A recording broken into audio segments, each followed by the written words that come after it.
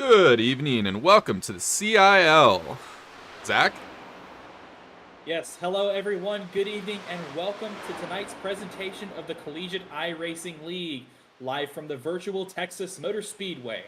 After last night's exciting Prospect Series race, it's time for our Premier Series Lone Star 200. 133 laps of elbows out racing will decide the winner of round 2 of the College Cup Series. I'm your host, Zach Lindler from Lenore University, alongside our Season 5 College Cup Prospect Series champion, Alex Hallinan from Binghamton University. Alex, why don't you tell us a little bit about tonight's race? Well, tonight's race will be at Texas Motor Speedway, a mile-and-a-half intermediate located in Fort Worth, Texas. This track chews up tires. We saw it in the Prospect race yesterday. It's hot out there, and these guys are going to be sliding around quite a bit. These drivers are going to need to keep in control of their cars. Mentioned how hot it was. We'll get a look at our weather in just a little bit, but for now we have just under a minute left in the open practice session. You can see Jared Kaler really right where he belongs at the top of the leaderboard with a 29.96, which is significantly faster than what we saw last night in the Prospect Series race. Our relief from Ball State, P2, Austin DeLong, P3. Jeremy Millerin works his way into the top 5, as well as Ryan Lusich on overall lap time, or fastest lap time, excuse me. So 30 seconds left in practice, and then we'll jump into qualifying to set the field for tonight's race. So, Alex, you mentioned last night's Prospect race. Give us a little recap of what we saw. Well, we saw a lot of guys sliding around last night. None of those slides turned out to be cautions, but we did have some guys go through the grass on the front stretch. I'd expect guys to burn their tires out a bit, get loose. I don't know if they're going to be cautions out, but if there aren't, these guys better take care of their tires. Whoa, what a save right there from Kaler. Up and lost it. But yeah, the tires. It seems like we keep coming back to that every single time we go to a CIL track. It's just the tires, the tires, the tires. But a lot of these surfaces are old. They're hot. They're slick, and they just love chewing up your right side tires. And we saw tire strategy at the forefront of the winning strategy last night. We saw that the later pit stop came to fruition, and it eventually put our winners in the position to be where they were. Zach DeWale, of course, from St. Clair College, taking the win last night, his first win in the College Cup Series on either level, and well, hopefully he'll be able to recreate that tonight in success. Yes, he did a really great job last night. Let's see if he can do the same thing again. But your race doesn't necessarily start on the grid. It starts in qualifying to see where you are on the grid. Right now we're on board with Alexander Hogarth from St. Clair Community College. He's going to go to 3 and 4. These drivers are going to get 3 laps, and it looks like Hogarth will start his first lap here. I'm going to walk you through this first lap. So he's going to open up his corner as wide as possible. This corner here, turn 1, it's so easy to miss the bottom and go a little bit wider, just as Alexander does here. If you go a little wide, you're going to get tight center. That might make you a little bit loose off, but overall it's slower. You got this backstretch, and turn 3 and 4 is totally different. You're not braking here. You're just kind of lifting off the throttle, trying to get as close to the white line as possible without touching it, because if you touch it, you're going to get loose. And I think that's exactly what we saw right there out of the 20. He touched the apron ever so slightly there through the center of the corner, and it shot him way up to the outside. He'll put up about a 30.9 for his time. Right now, the provisional poll set by Matt Nordberg, our producer from last night, making us the production squad proud with a 30.43 as his lap time. He actually just got ousted by Ryan Lusich in the 139 with a 30.24. Athena Leclerc takes provisional P3 right now, followed by Thomas Toomey and Bradley Hunter. But will get knocked out as Treston Yoder takes the 4th position. But you said the drivers get 3 laps this time around. The Collegiate iRacing League does give our drivers an additional lap to try and set the fastest lap possible by themselves out on the racetrack.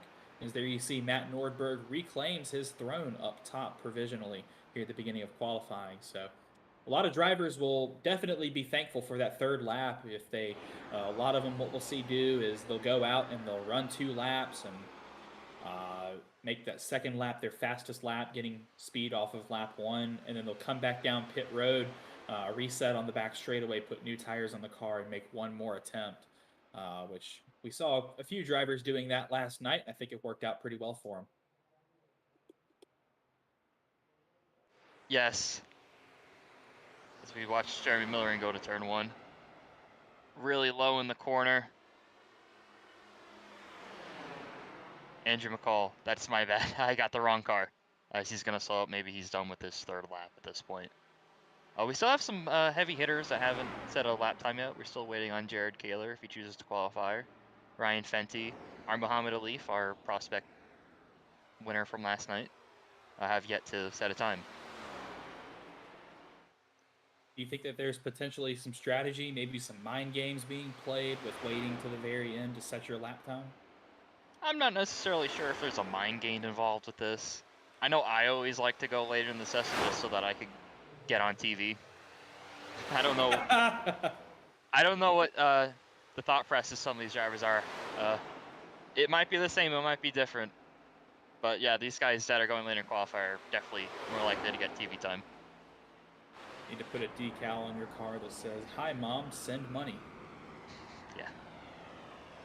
I believe right now we are riding out with Jared Kaler, who has decided to start his lap times for his qualifying attempt. So we're going to watch along. Matt Nordberg currently provisionally on pole, followed by Edwin Onofre, who we saw last night have great success in qualifying, but really couldn't put together a good run in the race. He was challenging for the lead early on, but we talked about the tires. His tires faded, and he fell back towards the back of the pack by the time for the money pit stop came around. So hopefully lessons learned for the 99, and he'll be back up front throughout the duration of the event tonight.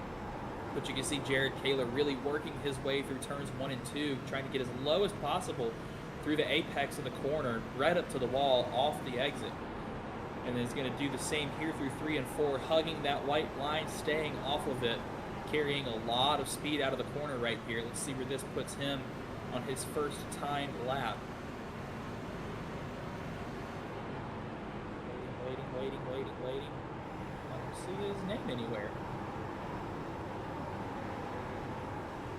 So outlap, not that good for Kaler, but let's see how he can do with his second lap right here. We'll try and take the same line, really using all the tire he can use. That first lap put him P12, as you can see right there on the screen. We're going to see if the second lap places him any higher, and he will improve significantly. It moves him into the P2 position. He's not far off from provisional pole. No. We can see if the tires can, with a little bit more air pressure, if he could just gain that 100th of a second that he needs.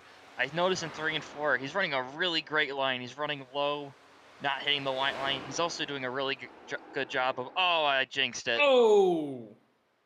I was about to say, just from what I'm seeing, he was doing a really great job hitting that bump on turn 4. Unfortunately, I jinxed it there, and unfortunately, Jared Kaler will not be on the pole tonight.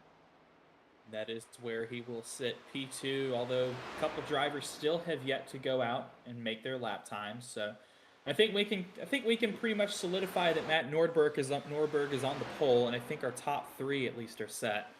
But we're gonna see where how everybody else does. Here comes our Alif, another driver who did really well in last night's Prospect Series race. He sat towards the back of the pack, but is now going to put up a top 10 lap time. 900ths off the leader will put him provisionally in 9th place. I believe that was his second lap, so this is it. This is the third lap. We're going to see how he does. As we enter turns 3 and 4. Really good line so far. Hopefully I didn't jinx it this time. I think he's all right. Yep, he made it. Let's see. P4. I was right. So it seems like he's going to start up front tonight. That should be helpful. Pretty long race. As much as qualifying is important, if you don't qualify, there's a good chance that a lot of time for you to get stuff done. And this is a long race, 133 laps, 200 miles from start to finish. Certainly, more likely than not, a few cautions thrown in the mix as well to reset the field with the bigger field size tonight. So you have a lot of time to make those moves. If maybe you started towards the back of the pack in qualifying, you've got time and you've got a lot of chances to work your way up towards the front. As it should be an exciting race. We have at least 30 cars in the field. That's about double what our prospect field was last night. Yep, I believe And we have 31 entrants tonight. yes, it should be an exciting race. After seeing last night's race, all the two wide battles we had for really the first about 20 laps of the race, all throughout the field, I think with the overall skill level of the field increased as we now include our locked in drivers who did well last season. I think we're going to see a great battle. Taking a look at tonight's weather, Alex, you said that it was going to be a hot one. Tell us what we're looking at here. All right. Uh, Hold on. I cannot read this. Let me look at this through my sim. We're looking at an 82-degree Fahrenheit day, 115-degree Fahrenheit track temperature. That's pretty hot. These tires are going to overheat, and the good drivers out there won't overheat their tires, and they'll be the ones that are going to pull away from the field. And that is something that we heard the drivers talk about in practice. Running the A fixed, A open, and NIS races last week, they talked about how the key to tonight's race was going to be saving the tires, saving the tires. You have to drive the car almost in a completely different way. Uh, really, you have to have two modes: the send it mode, where you're trying to chase down the guys in front of you and make passes, and the tire conservation mode, where you're trying to manage your resources throughout the entire length of the race to have the best shot at the end. And that's what we saw in last night's prospect race. We saw pit strategy come into play. Some guys pitted earlier, pulled out to a massive lead in front of the guys who pitted later. But the guys who pitted later had the better tires at the end when it all mattered, and they were able to pass the drivers who had pitted earlier. And that's what we saw last night. And I think we'll see some more of it tonight.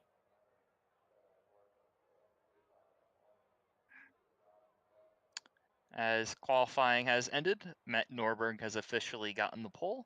Jared Kaler is on the outside row. So Zach, can you just take us through the starting order? Yeah, let's run through our starting grid real quick. Let's take a look at our top 10. Matt Nordberg, the alumni from NC State, wins the overall pole tonight. Jared Kaler starts inside pole from UNC Charlotte. He is the student pole sitter. Row 2, Edwin Onofree and R. Alif. Row 3, Rhett Crane, Ryan Lusich. We saw Rhett Crane have some success last night as well. I was excited to see him up front. Row 4, starting P7, Zach DeWale out of St. Clair College. Ryan Fenty takes up the 8th position. Andrew Williams from Clemson University starts 9th. Austin DeLong from Penn Tech will start P10.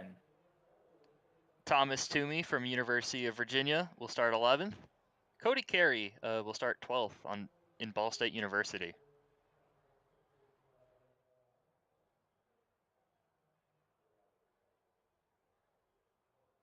Connor Levy from Arizona State University will start 13th.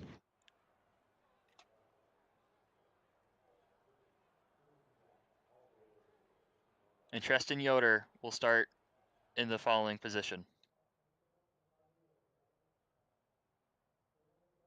And rounding out your top 15 is Ricky Paz. Moving further on down the field, Athena LeClaire from St. Clair College, then Andrew McCall from Purdue University, the alumni. Esteban Munoz takes up the 18th position from FIU. Jeremy Millerin, another Purdue driver, nose to tail right there, will start right behind his teammate. And then Colin Culpa will round out our top 20. Ethan Head starts 21st. Tyler Stone will start 22nd. Nick Stockner 23rd. Bradley Daniels 24th. And looking towards the back half of the field, the guys who have a lot of work to do tonight. Daniel Hunter will start 25th. Garrett Vitton 26th. Jarrett Grodzicki 27th. Nick Maloch will start 28th. Ethan Decatur 29th. Alexander Hogarth will start 30th, and bringing up the rear, Jeff Pete in the number 119 machine from in 31st. So you mentioned that earlier that this is a long race. that just because you don't qualify up front doesn't necessarily mean that you're out of the race. Like in our roadside, we've seen some chaos before in these Premier Series races. Combined with the longer race length, I think we're in for a really good show tonight. Absolutely. We got a lot of guys here tonight. A lot of fast guys up front. And I'd expect some strategy to get involved in this. This will probably be a 3-stop race, assuming everything goes green. We could see other strategies come around. We might have to see cautions that change when people pit.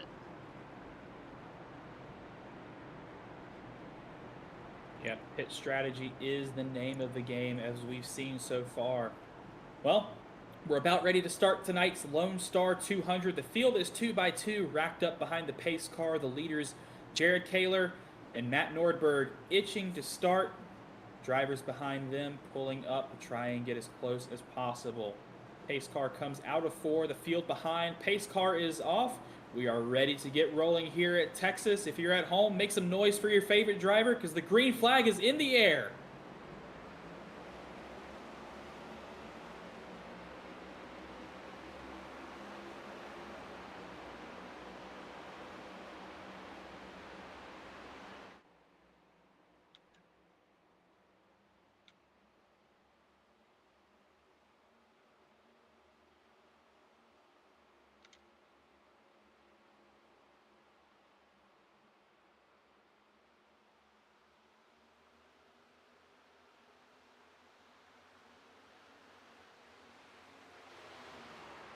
First lap here at Texas complete. Matt Nordberg got an incredible start to the race right there, pulling out to about a 3/10 lead over Jared Kaler, but that lead has come down just a little bit as we have 3 wide action all in the field behind this battle for the lead.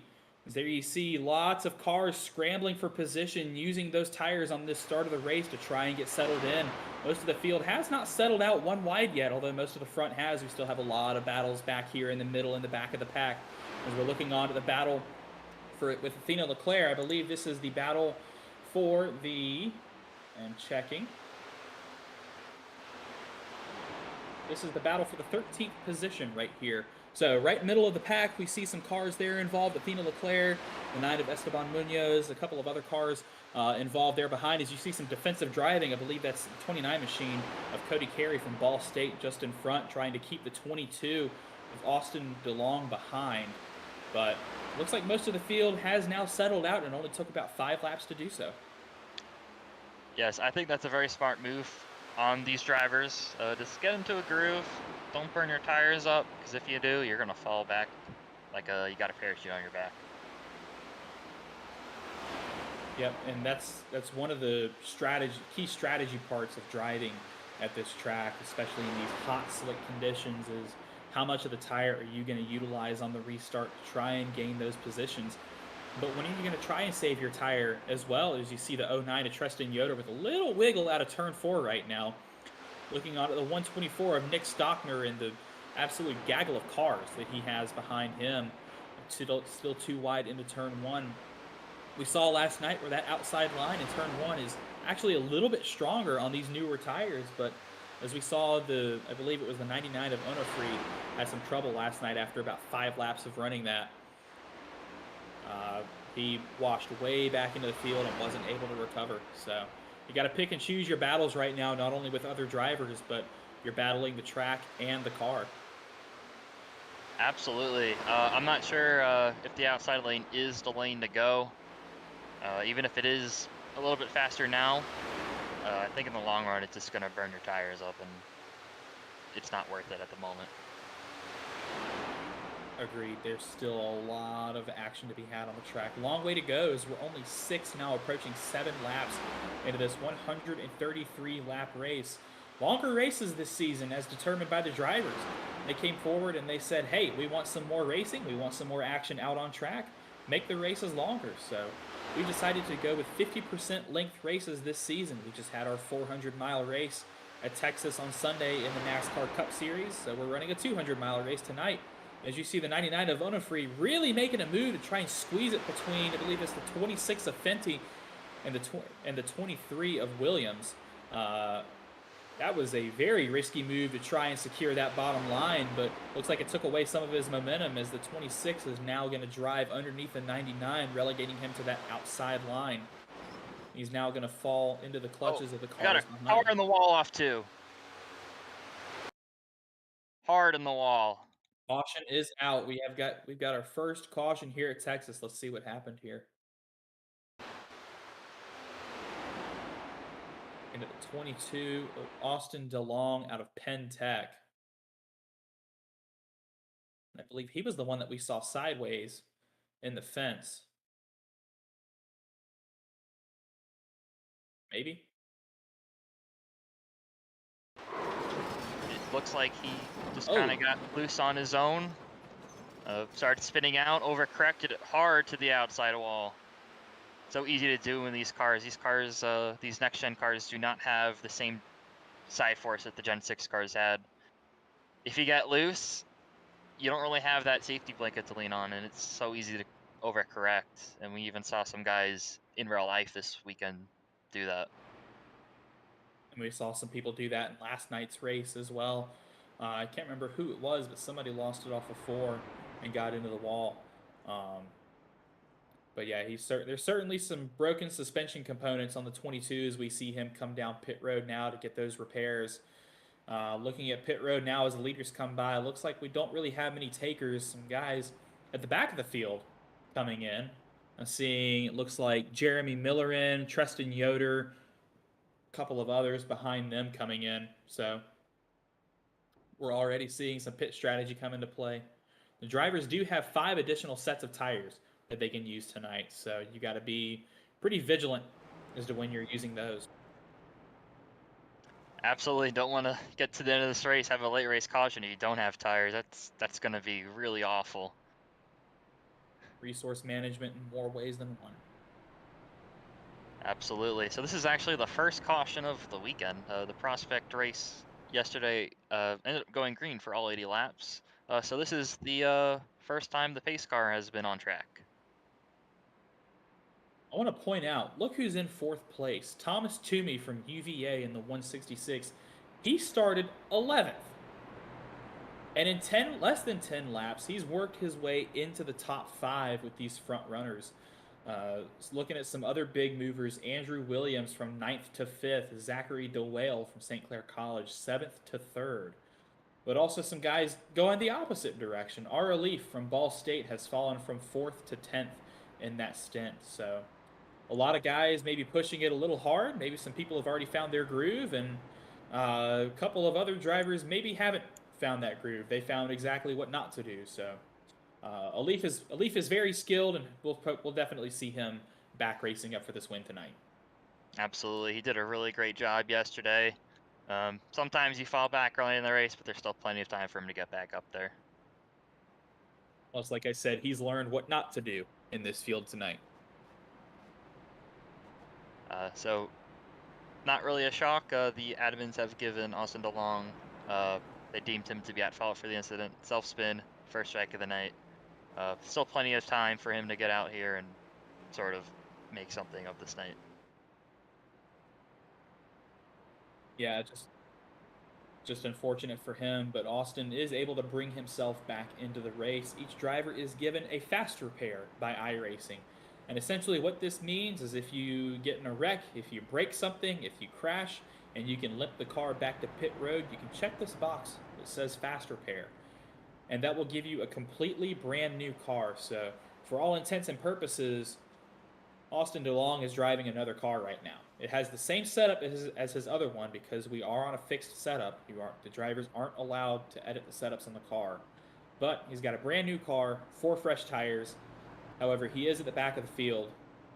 He'll be receiving an end of line penalty for being at fault. But I think he'll find his way through the field pretty quickly here. I also want to bring attention to another driver that's gone up the charts pretty quickly. 2 more, actually. Nick Stockner from Clemson University in the 124 has worked his way from 23rd to 14th, as well as Alexander Hogarth from St. Clair College has worked his way from 30th in that last starting position all the way up to 22nd. So a lot of big movers there in the first major stint of this race, although it was pretty short. So drivers learning what to do, what not to do, and as we just got the one to go signal that time by, the drivers are going to stack up 2 by 2 for the restart. Yes, drivers have already gone through one start procedure. Uh, they made some mistakes. They made some mental notes. Now it's time to do it again and see if they can do better.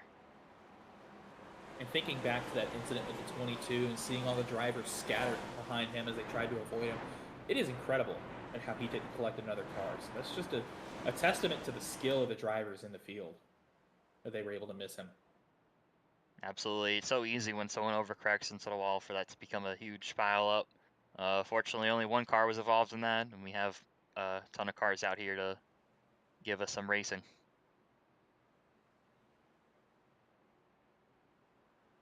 Couple of drivers on the radios. Looks like we may have had some contact under caution there as the field was stacking up. So we'll see what race control has to say about that, if anything. But the field is once again 2 by 2. The pace car has pulled off of turn 4. Matt Nordberg still your leader. Jared Kaler to his outside. Zach DeWale to his inside as we hit the Geico restart zone. Green flag back in the air at Texas. Really strong start from Nordberg, pulling way out from DeWale. This is going to set him up really nice for this run as he's got a bit of a buffer to everyone else. A lot of movement in the back of the field. Got some guys going to the back, some guys going, getting a few spots. As they get to turn 3 and the track narrows up as, the 6 of Rhett Crane just hit the apron a little bit, got a little sketchy. As we got some first lap. So we got some battling here. The first couple spots, we got Andrew Williams, a 23, right behind Jared Kaler. It's gonna get good here at the start, but they should try not to burn their stuff up too early, or they're not gonna have it at the end of the run. Matt Nordberg has pulled out to a 0.3 of a second lead over Zach DeWale as we have another caution here. We're gonna look and see what happened. There's a driver apologizing over the radio, so we're gonna see what happened here. But that huge lead that Nordberg had jumped out to is now gone, and Zach DeWale also had a great restart there, but to get around the inside of Jared Kaler before they even hit turn 1. So great moves from him on that restart, but now he'll be to the outside, and maybe Kaler will do the same thing to him this time around. So now that we have our second caution of the race, Alex, from the mind of a crew chief here, do you think you can stick it out one more restart, or do you think you need to come in and get some tires here? Honestly, here's where the hard part is. Because it's not about what you do, it's what everyone else does. Because if everyone else comes in and you don't, you're in a really bad situation. But if it's the other way, then, where you pit and no one else pits, Ooh. then you're really down on track position and you're not in a good spot. Speaking of not being in a good spot, Nicholas Stockner getting really loose off 2, going under the apron and Whoa! spinning back up onto the track. Look out, look out, look out, look out, look out. This is going to hurt. Ouch. Ooh. Who's that hit him?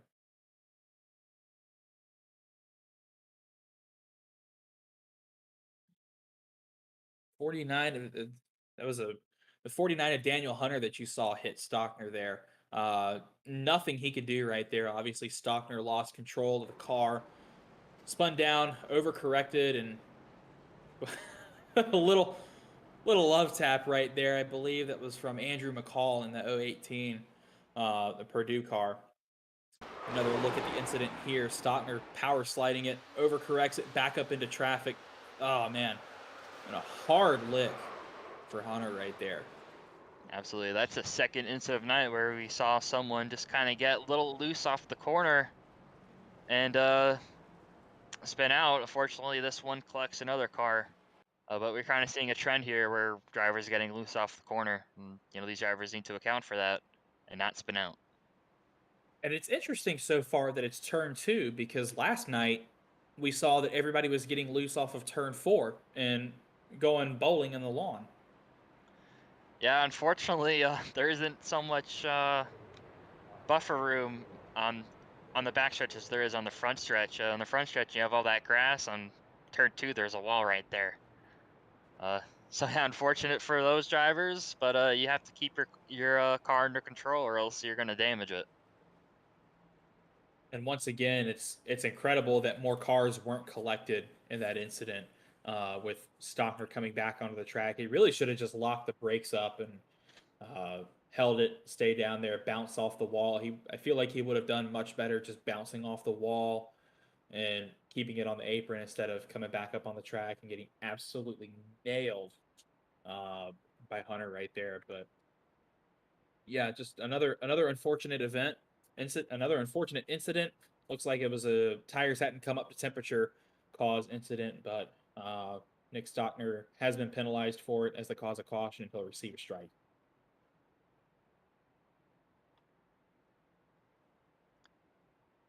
Now, something to mention for these restarts, something that we did not deal with last semester.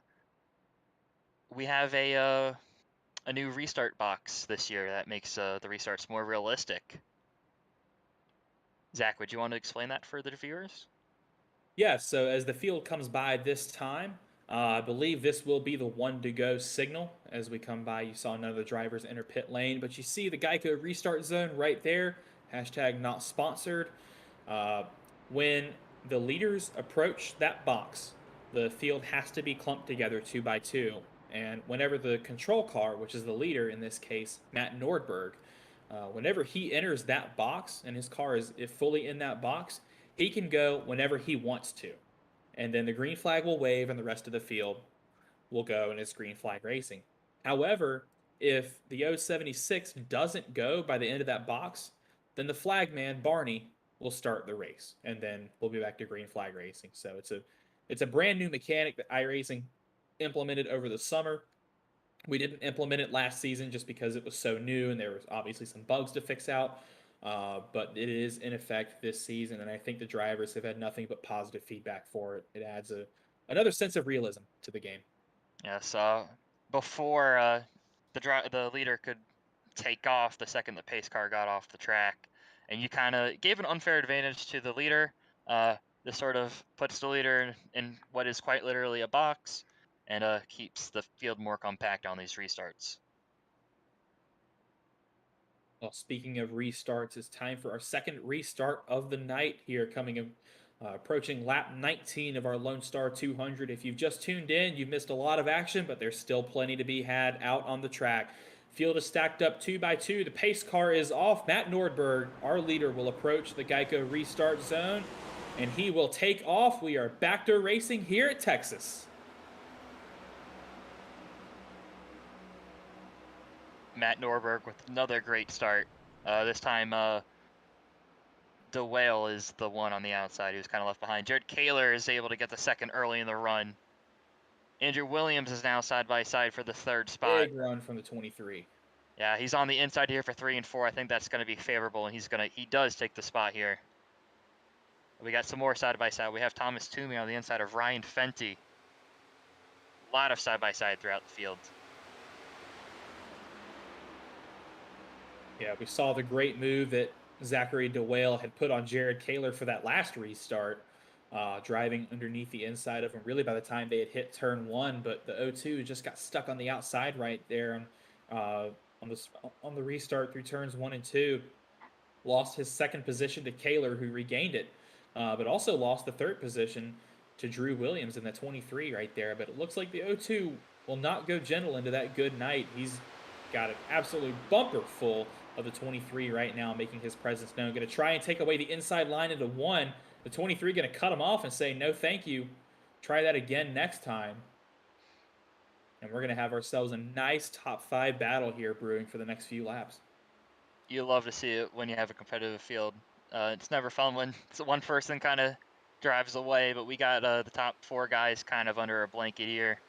Really exciting battle as Jared Kaler is really looking at taking the lead here. Here he goes. He's got to run. Big run. He might get him this time by. He took away the inside line from Nordberg, and he will clear Nordberg. I think Nordberg had to back out of it a little bit, realized, hey, wait a minute, I'm not going to run you hard because I know you got a lot more momentum than I do. But he might have lost too much momentum, as that has now allowed the 23 and the 02 in their battle to get back into the mix. But don't count out the 26 of Ryan Fenty and the 166 of Thomas Toomey right behind them, as Fenty is now at the back bumper of the 02, going to make a peek to the outside here as they come into turn one. Can't quite get to the bumper and make it stick, as the 26 now has to tuck down into the bottom line, and we effectively now have a 6-car or 3-car, 3-car battles, one for P1, one for P4. You see Zachary DeWale driving a defensive line to 3 and 4. The inside lane is really good here, as we got another caution on the speedway. And I think this is when you'll see guys come in for their first set of tires. Absolutely. I think we're getting to the part of the race where tires are wearing out at different rates. You got guys up front that are definitely struggling on tires more than others. Well, 24 laps of racing, as we saw last night, will already take about 30% of your tire away. But not to mention the 2 restarts as we now look here. I believe Tyler Stone, excuse me, is Alexander Hogarth. He got loose, tried saving it, and it just got turned into the inside wall. So right off of turn 2 again. So we're seeing drivers struggle on cold tires or colder tires with this exit. Yeah, that's the third instance of the night where you have a self-spin. These cars are definitely tricky to drive. Speaking of drive, we have a bunch of guys driving down pit road right now. Yeah, it looks like he got a little help right there from the 018. He almost had it straightened out, but the 018 really just with nowhere to go. He was stuck on the inside line right there. But yeah, looking towards the front stretch now, we have everybody coming down pit road. I believe I just saw the 26 of Fenty miss his pit box. He had to back up. That's going to cost him a lot of time as we now look at this race off of pit road. Great camera work from our producer here to show us as the cars come off of pit road. There you see Matt Nordberg up front. And it looks like he's going to get it. No change in the top 4. Fenty holds on to his 5th position. And we see a gaggle of cars coming out to settle that top 10 battle. Yeah, actually, The stewards have ruled this a racing incident, which is interesting. yeah. Speaking of interesting, we had 5 cars stay out. So these guys that are coming out of pit road, they're not going to be the guys up front. They're going to have passed a few cars that are going to be on older tires. And I'm seeing Nick Maloch, Jeremy Millerin, Andrew McCall, Colin Culpa. I believe they pitted the caution prior. So they only have 2 laps plus, a lap and a half and a restart on their tires older. So I'm not really sure that's going to make a ton of difference. So good call by these guys up front if it works. And I believe we might have seen some team orders with that. 2 teammates in Jeremy Miller and Andrew McCall in the 169 and the 018 from Purdue University. But our leader for the time being, the 98 of Nick Maloch from St. Clair College. He will be your leader for this restart. Yeah, it's always interesting when you have guys on different strategies.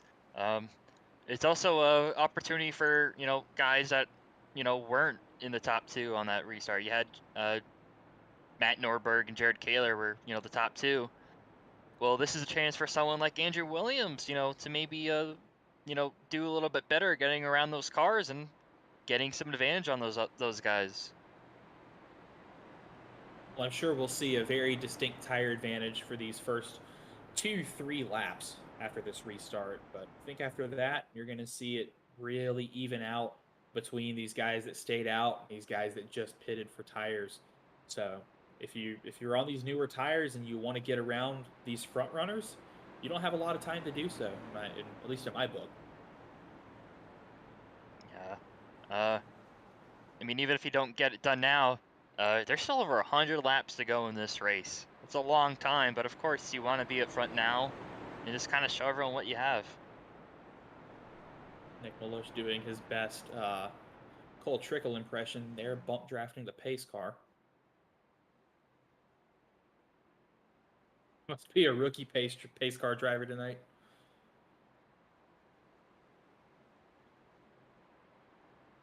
I believe this will be the 1 to go signal this time by. The lights have gone out on the pace car, and we are in fact 1 to go. As the All field right. goes 2 by 2 by 2, we see in the third row, Matt Norberg will be on the inside of Jared Kaler. Those are the guys that are going to be starting on the freshest tires, even though the top 4 guys, still have fairly fresh tires.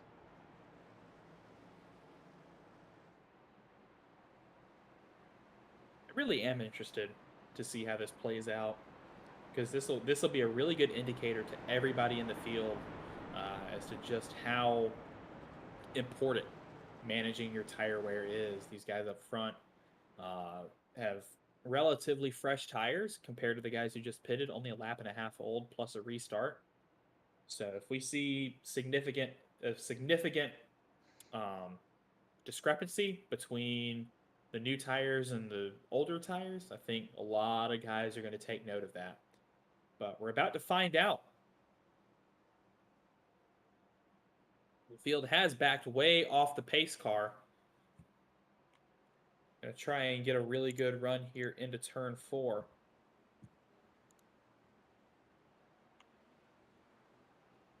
Alex, take it away. All right, the pace car is pulled off. They're about to enter the restart box. Nick Baloche has a bit of an advantage. Millerin did not get going there.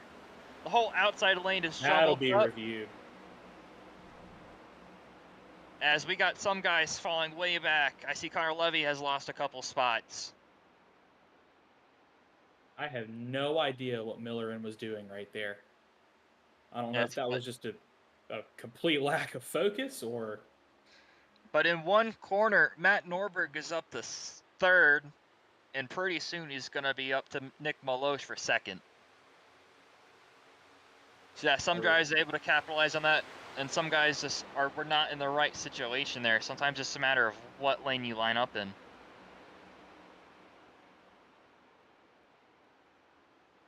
We're hearing a lot of drivers on the radios really mad at the outside, especially in the outside line, really mad about this restart. So you're in the field coming to green. The 98 has just a massive lead on the 018. I'm not sure if the 018 or the 169 had an issue there, but I mean, on this restart, both the Purdue drivers have already lost 4 positions. Yeah, it makes you think, what happened there with Miller. And I don't think he intentionally tried to launch later. It's possibly a case of, him being in the wrong gear on the restart.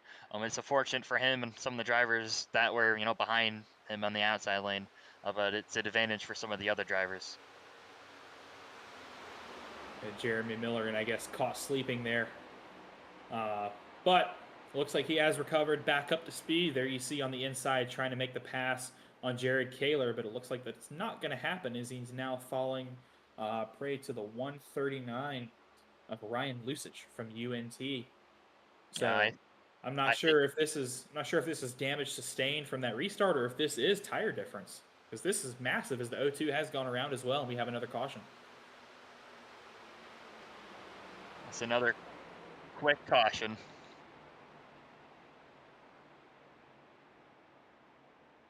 Come on, guys, we can do better than this.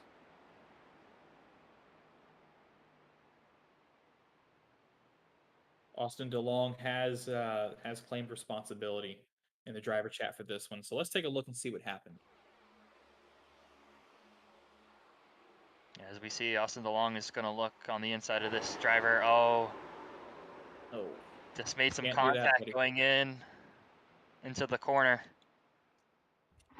That's going to be Ricky Paz in the 19. That's going to go around. What did I call it 2 weeks ago? Optimistic sin? Unfortunately, I wasn't there. We'll go with that. Austin DeLong did take fault for the incident. My opinion. Whoa! That might be a late move from Ricky Paz. Actually, race control sees that differently, where car 22 was at fault and has now been parked for the night because that is a second incident of the night.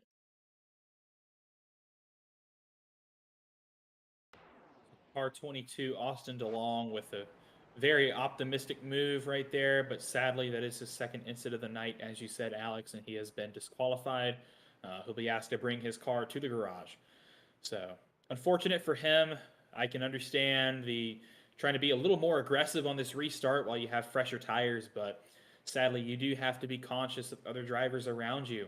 Um, I mean, yeah, it's kind of towards the latter half of that incident there. You saw the 14 of Connor Levy barely squeak by from Connor Levy out of Arizona State University. He barely squeaked by that incident, just barely making contact. So I think his car will be fine, but the 22 has been disqualified. Yeah, that's unfortunate for the 22. He's gonna do the right thing and take it down pit road and just end his night. Something I noticed on the previous run, I think it was even though that some of those guys up front only had tires that were only a couple laps older, that little bit of age showed their mark, and some of those guys that stayed out fell back quite a bit. Jerry Miller started in the top 4 and he fell back to 9th. I don't think that was what he was hoping for with that strategy. So I'm now hearing on the radios that that restart incident may not have been Milleran's fault. Nick Maloche was going very slow as we saw him backing off the pace car through turns 3 and 4 there. He was going very, very slow into the restart zone and then accelerated up to pace speed, which caught Milleran off guard. He couldn't catch up in time. And by the time that he reacted to it, Maloche was already gone. So we have an interesting development here for race control to look over, and already some drivers chatting about it. Let's take another look here. Because there you see Nick Maloche is about right here at pace speed. So you can see the 2 Purdue cars just did not anticipate this move at all. They figured they were going to hold that slower speed the entire way. And then Maloche hits the restart zone and goes almost immediately. There you see right there he launches in that first third. And the Purdue cars just really had no idea what was going on.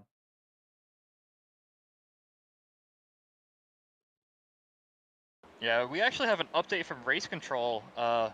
Race Control has re-reviewed that incident, and the call has been reversed. It was deemed a racing incident. Austin DeLong is now back in the race. So I guess his crew will start unpacking the car and putting it back out. So interesting call there from the race officials. I'm sure we'll have plenty to hear about that after the race. Absolutely. The pace lights, the lights are out on the pace car, and we will be going back to green. We have Colin Culpa in the lead now, followed by Norberg, Williams, who are newer tires, and we have Maloche, who is on those 3-lap older tires. There you see some of the guys who were originally in this lead pack who were leading this race, who took the newer tires, the 07.6, the 23, the 26, the 1, the 139. They have now worked their way back up into the top 5. The Purdue guys really got dusted right there, I guess, not just because of the restart shenanigans that we don't really have a cause yet, but also from that pace differential.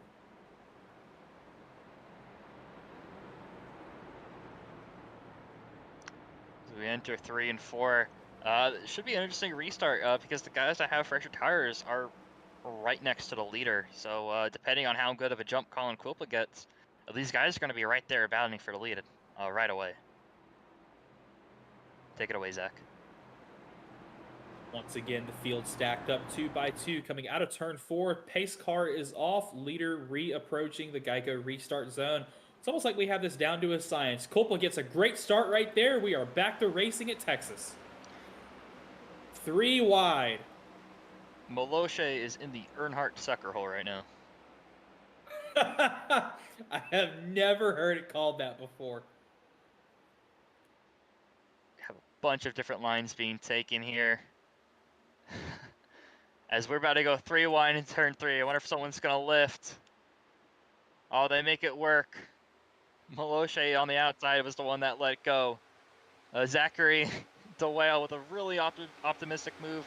Like, he was able to get 2 spots in 1 corner from that, so good for him. Sorry. I can't get over Earnhardt's sucker hole. We need to put that on a t-shirt. As Andrew Williams has now got in front of Matthew Nordberg. Got a little squirrely off the corner. Hopefully that is an indication that he's burning up his tires too early into the run. As most of the field is the top 7 or so drivers are now single file. So we got Oh, another spin caution on the all the way in field. the back. That looked like a big one.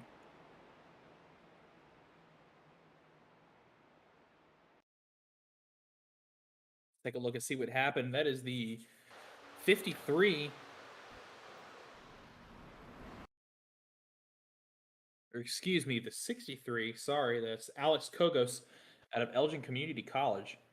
Looks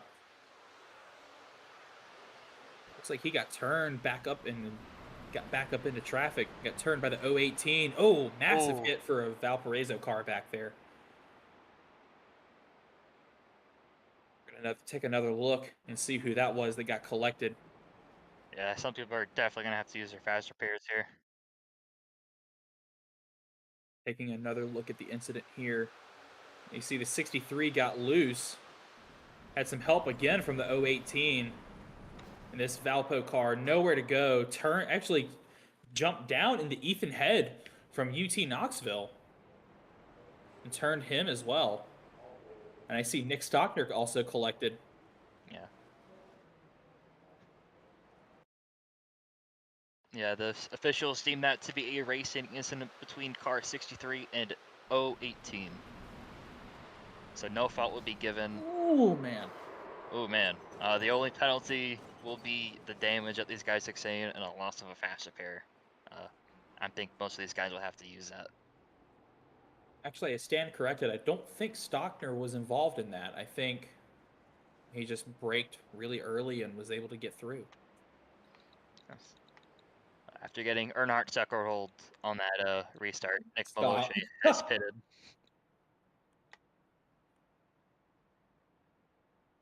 Seriously, if we ever make Collegiate iRacing League merch, that has to go on a niche T-shirt.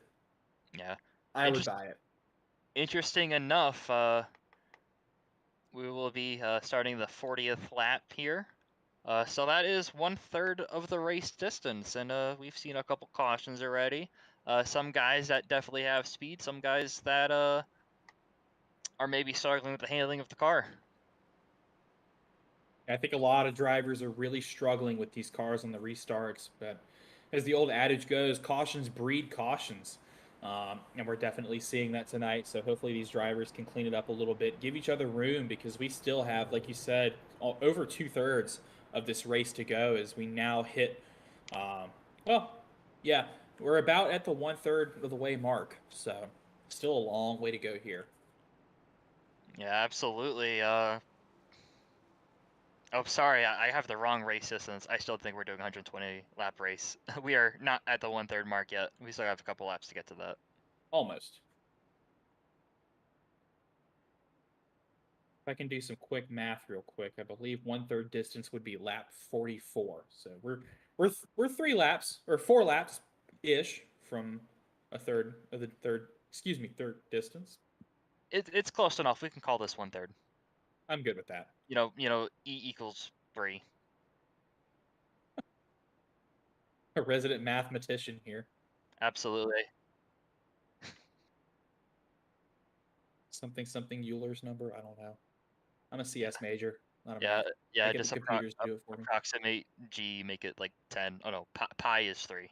Round pi to 4. Yeah,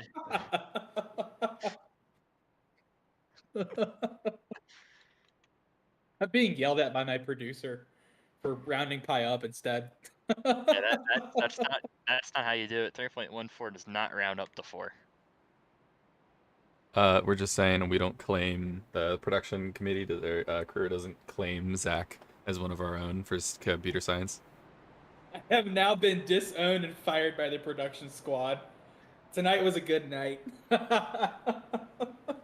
All right, we are now 1 to green after an unexpected firing. We are ready for this second third of the race. Yes. Also, race control has given a warning to drivers not to lay back on restarts. Not really sure if that's referring to the front of the field or the back of the field, but something to be an eye on that someone may potentially get a penalty from this point of the race on. We still don't have a ruling on that incident with Maloch and Millerin, but I think we'll have to see what the stewards have to say after the race about it. I'm sure they made a note of it. That's all we can do is look at this restart now and just commentate on that. And if you're a driver, you have to do the exact same thing. You have to put everything that's happened behind you. You've got to get in and you got to focus because you still have a lot of racing to do up in front of you. So once again, we see the field too wide. We're going to re-rack them up and start it again and try and see if we can get a clean restart this time around. Colin Kulpa is still the leader after that last restart. Drew Williams worked his way around the 076 into the second position. He'll start an outside pole for this restart. Pace car is off. Leader is approaching the Geico restart zone. He takes off, and we are once again green at Texas. Whoa, Kaler with a slip right there. Yeah, absolutely. Some guys not having the best start there, but fortunately, nothing that was an incident, and we are going to have some good racing here. Too wide for the third position coming out of turn 2 for this first time. As we said, Jared Kaler and a couple of other guys towards the back of the pack really spun the tires on the restart, didn't get a good launch. As you see the 26 of Ryan Finty clear the 076 of Matt Nordberg. Matt Nordberg may have burned up his stuff on those last few restarts. Jared Kaler now looking to the outside of the 02 of Zachary DeWale entering turn 1 right here. Esteban Munoz in the 9 thought about sending it 3 wide, thought better of it. Took heed to the steward's warnings of laying off on the restart.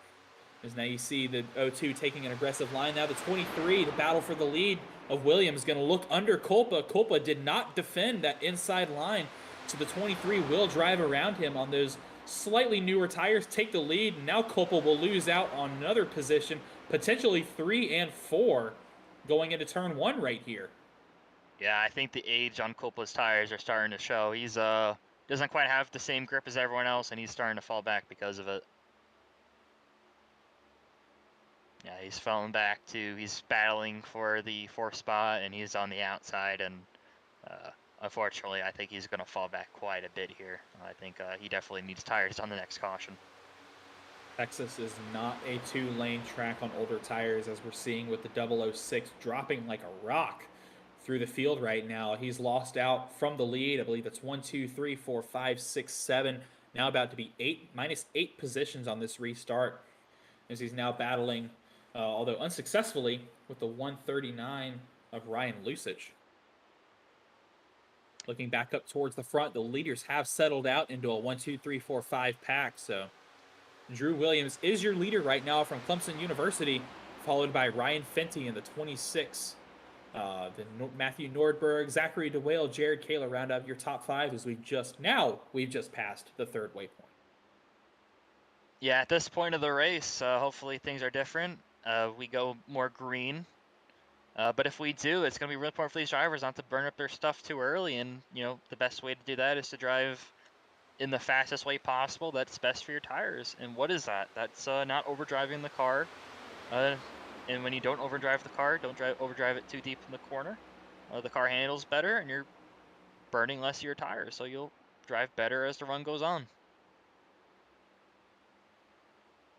There you see a move from the outside right here, the 076 of Matt Nordberg against the 26 of Fenty. Now, another thing to note, that 4 out of your top 5 right now are students. Matthew Nordberg is an alumni. In the Collegiate iRacing League, if you're new or you're not familiar, we have 2 classes. We have a student class and an alumni class. They are not scored together. So currently, right now, if the race finishes as is, Drew Williams will be credited with the student class win, and Matt Nordberg will be credited with the alumni class win. So he's not battling with any of these guys up front until you get back to the 139. Until you get back to the 139 of Lusich, who's now about 3 positions behind Nordberg. And now Thomas Toomey in the 166 from UVA. There you see the all jet black car on the inside took that inside line away from the 139 and has worked himself back into the mix. So we're seeing the student battle for the win up front. We're seeing the alumni battle for the win right here. Yeah, I'm seeing some of these guys running different lines. I'm noticing Jared Kaler, he's running he's braking a little earlier and he's able to hit the bottom of turn one. Turn one is so wide and opens you to just overdrive the corner. I'm noticing that Ryan Fenty is, the last couple laps he's been overdriving that just not by a lot, but just to the point where you're driving a car length higher than where you need to be. Oh, 9 got really loose right there. Oh, Fenty gets loose too. Oh, so we have a caution for something unrelated to these leaders.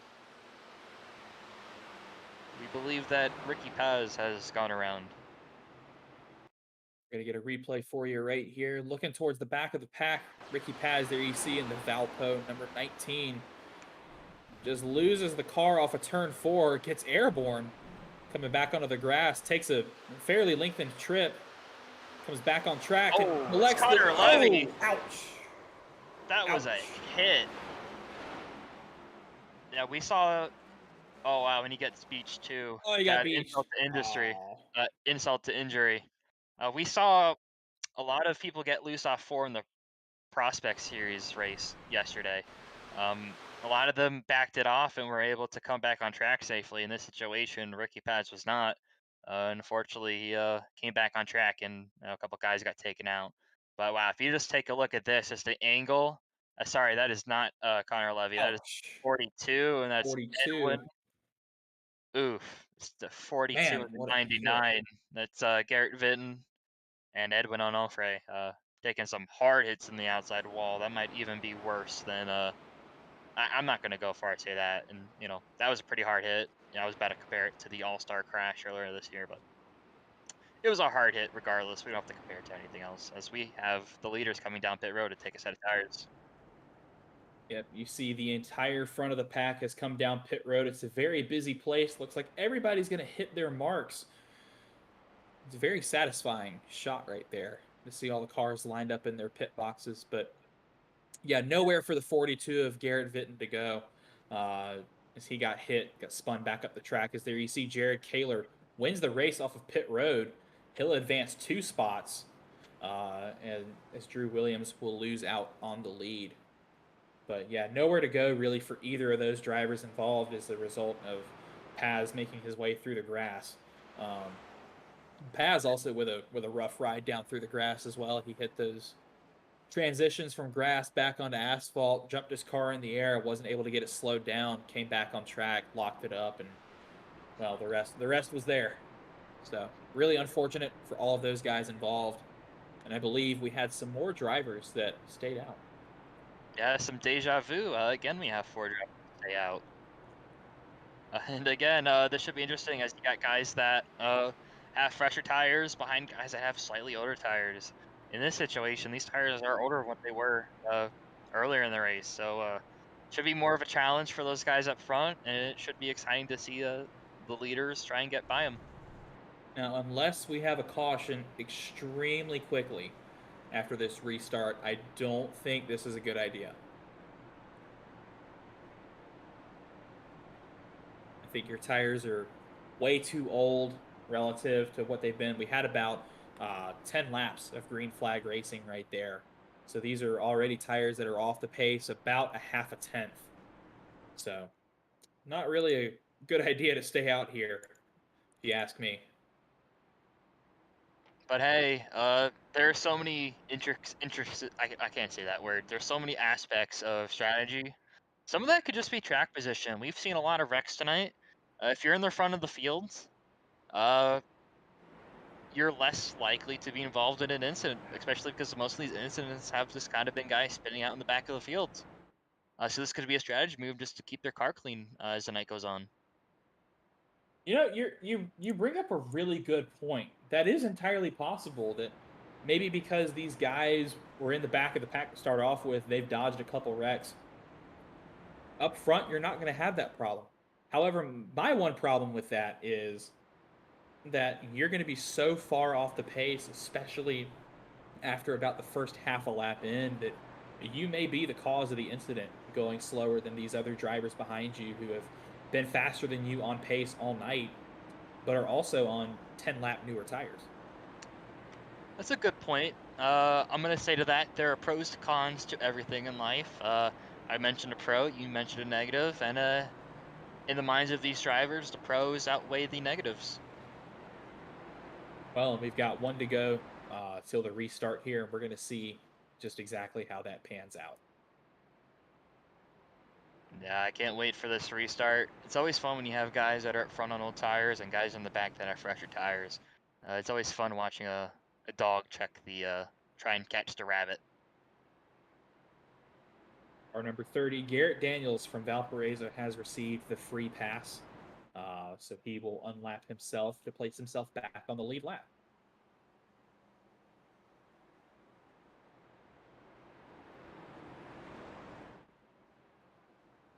Field once again parading down the backstretch. And you're right. I am excited for this restart. I think we're going to see a lot of chaos. We're going to see a lot of drivers making moves, not necessarily because they want to, but because they have to get around the guys up front that are just going to be slower.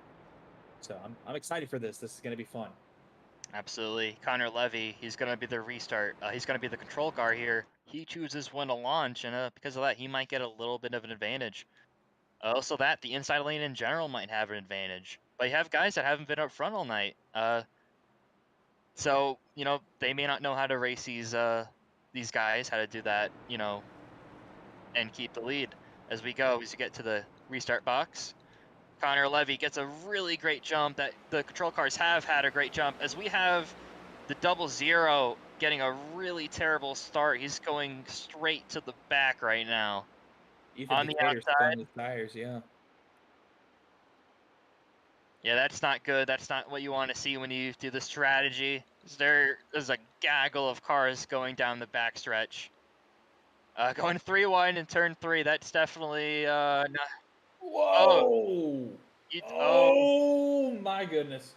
yeah, it gets Woo! kind of sketchy. You get guys that stay out like this. That was Daniel Hunter. Great job on from all parties to keep this thing clean, keep it green.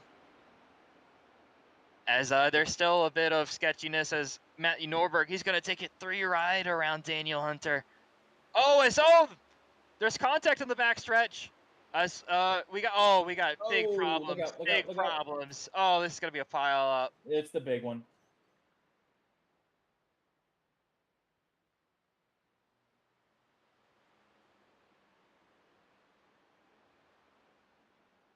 Wow. Wow, that takes out some guys. Matthew Norberg was up there for most of the night. Fell a little bit back. Unfortunately, he's gonna get involved in this, and he might have to take a quick repair here. And at the worst, he's gonna lose a ton of track position.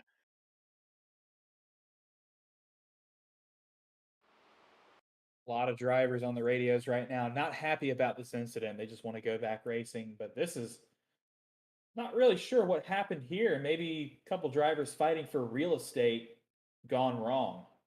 Yeah, Just absolutely. everybody else collateral.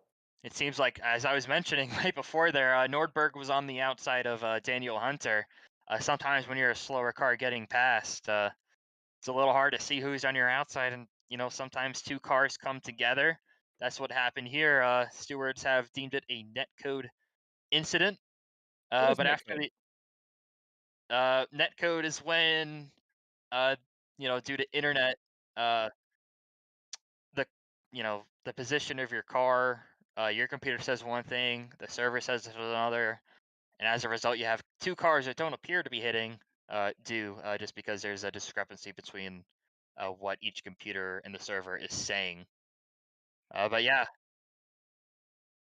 You mentioned Matt Nordberg going 3 wide. He got a really nice exit out of turn 2 right there. The 46 looks like he didn't know that the 079 was up there. Moved up into space. It just yeah. happened. At this point, then there's the sixth car of 33 of Tyler Stone involved, as well as yeah. you said the 6. Wow. That's Rep Ooh, Crane from Ball State. Hard hit for Jeremy Miller in the Jeremy Miller 169. and ooh, And the 42 collected as ooh. well. That's the 42 of Connor Fisk from Utah. Yeah, it's a shame. The 42 just had to use a quick repair from the previous caution. A lot of Passed him guys along getting as taken well. out here. Lot of cars involved in this incident.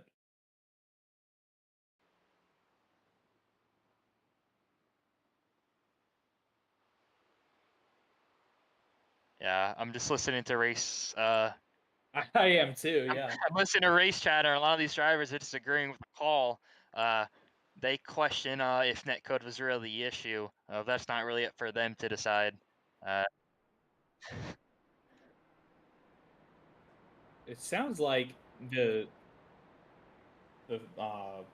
couple of drivers have been blinking in and out all night, and the drivers are concerned at the stewards not telling these drivers to go fix their internet issues. We saw a driver disqualified last night because of it, actually, because of blinking in and out, and that just makes it so hard to race somebody who's 1 second they're there, the next they're not. It makes it extremely hard to race them because you don't know where they are. So the drivers are concerned for their own race, that if people who are blinking in and out aren't being called out and sat out and being told to go fix their internet, then that's going to make some unsafe racing conditions out there on the track. Yeah, speaking of unsafe racing conditions, last caution, I mentioned that the guys that stayed out probably did so to avoid getting into an incident. Unfortunately, we saw two guys go to the back of the field. One of those drivers being involved with the initial cause of the incident. But we do have the other two drivers, Connor Levy in the lead in the 14 car, and Ethan Head in the 8 car. They stayed out, and there were guys that were not at the front all day, and if they didn't stay out, they might have been involved in the incident. So yeah, pros and cons. It seems like the pros so far have outweighed the cons for staying out. And what I was thinking was going to happen was these guys up front that stayed out last caution were going to come in. But I realized that the caution prior to this one, or excuse me, three wrecks ago, Ethan Head and Connor Fisk were involved, and they had to come down pit road. They had to get tires. They had to get their fast repairs. So they're technically on like 2 lap older tires than these other guys up front who came in during the caution prior to this one. So that's a mistake on my part. Then that's just good strategy on behalf of the 8 and the 14. They made really good calls right there. But we already saw earlier tonight that just even the slightly older tires can really screw you over in the long run. Well, yes, older tires can screw you over, but just track wizards can also screw you over depending on the situation. It seems like at the moment Connor Levy and Ethan Head made the right decision. Let's see how this race goes on, how that works out. Uh, in the previous restart, they had two guys between them and the guys that took tires. They don't have the luxury this time. You have Andrew Williams and Jared Kaler right behind them. Yep, we're going to try this again from the 7th caution. We're almost to halfway through this race. This is going to be a long one tonight. Pace car is off. Field is 2 by 2. The leader, Connor Levy, approaching the restart zone. Ethan Head from UTK to his outside. Here we go. Green flag back in the air at Texas. Jared Kaler is already looking under Ethan Head. Andrew Williams is in front of Jared Kaler. That's important because those are the guys that are on the fresh tires. As it seems like at this point, Ethan Head, he's gonna 3 wide. Fenty three tried wide to off back the out. corner. Wow. Oh, tight racing. Yeah, I wonder how this is gonna go into turn 3 as we already got a caution on the speedway. Oh, my goodness. This is reminding me of the Cup race on Sunday. Caution number 8 on the night. We're hearing that it was the 33 of Tyler Stone involved out of St. Clair College. We're going to take a look and see what happened here.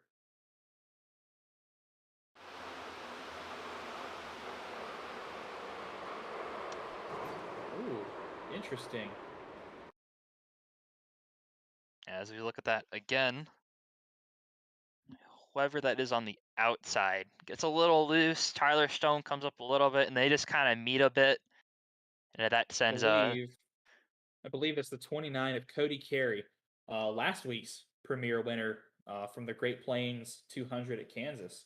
Yeah, so that spins out Tyler Stone, who collects Jeff Pete. Not what these guys want to see. Unfortunately, that's going to put damper on some of their races.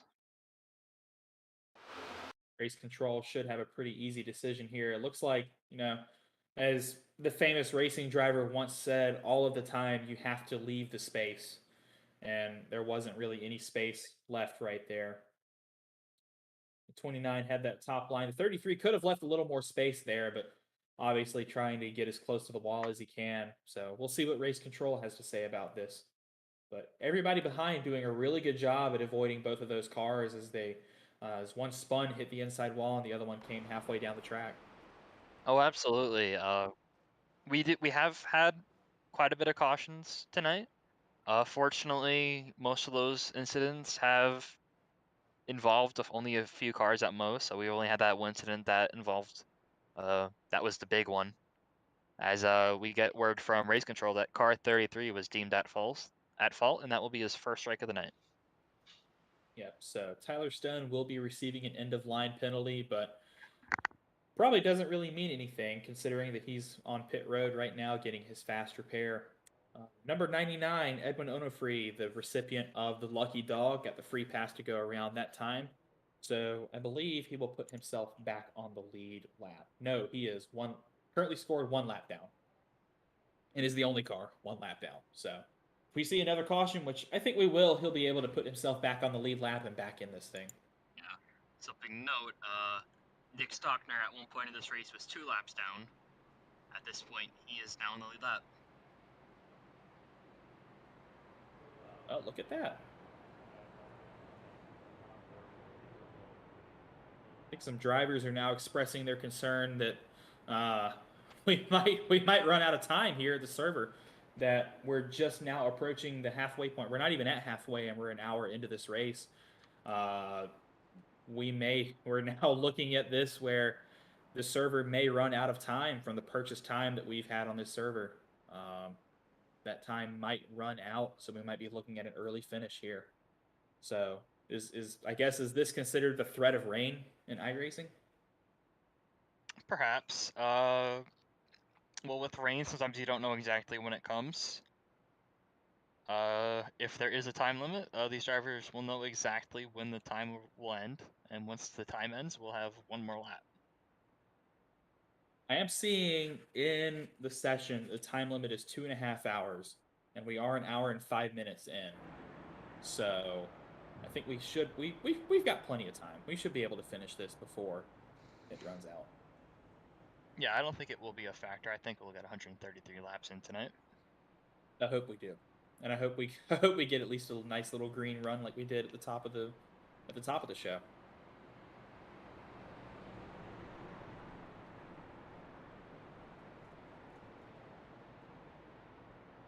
And race can be up to 2.5 hours confirmed.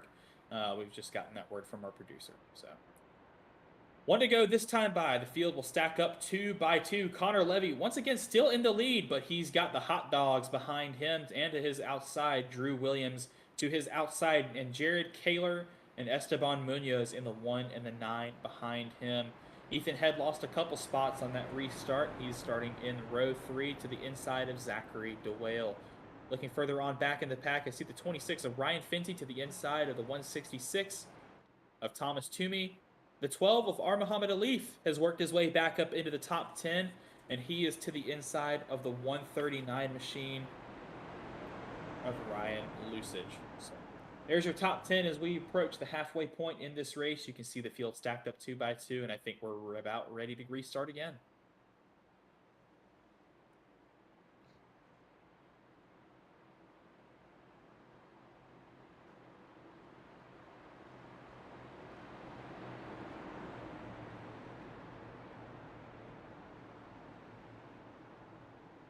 Field stacked up 2 by 2 once again, making their way through turns 3 and 4. The field has backed off from the pace car a little bit, so we might see some restart shenanigans this time around. Hopefully not. Yeah, let's As see you what see happens. Jared Kaler pulling right up to the bumper. Pace car is pulled into the pits. Connor Levy is a control car. Andrew Williams is not alongside the leader at all. and Connor Levy will get a large jump. Seems to be on par as what all the other drivers have been getting tonight from the restart zone. Yeah, you mentioned how this new restart zone rule doesn't really favor the leader as much, but I think I've seen the leaders get out to a massive jump so far, but that jump has pretty much been diminished as you now have the 23 and the one side by side. The 23 is going to use the 14 as a pick. They make contact out of turn 4 right there. I don't think Kaler's going to be very happy at that. Andrew Williams with a brilliant move to use the 14 as a pick to take the lead, and now the 9 goes to the outside of the 1. So Jared Kaler stuck between a rock and a hard place right there, as now the 14 is going to get out of his way, and Kaler will be able to drive up underneath the 14. The 14 is going to get a bump from the 9, who gets a great run down the back straightaway. That's now going to allow the 0-2 of DeWale underneath them, as Drew Williams has now pulled out to about a half a second lead over the field. Yeah, I think the cons of Connor Levy's strategy are starting to show themselves as he's falling back. We got Zachary DeWale. He's starting to look under Jared Kaler. Not quite able to get under there. Yeah, we might see some battling up here. Andrew Williams has pulled away to a approximately 0.6 of a second gap. We'll see how this gap shrinks or closes now that Jared Kaler was able to get around Connor Levy.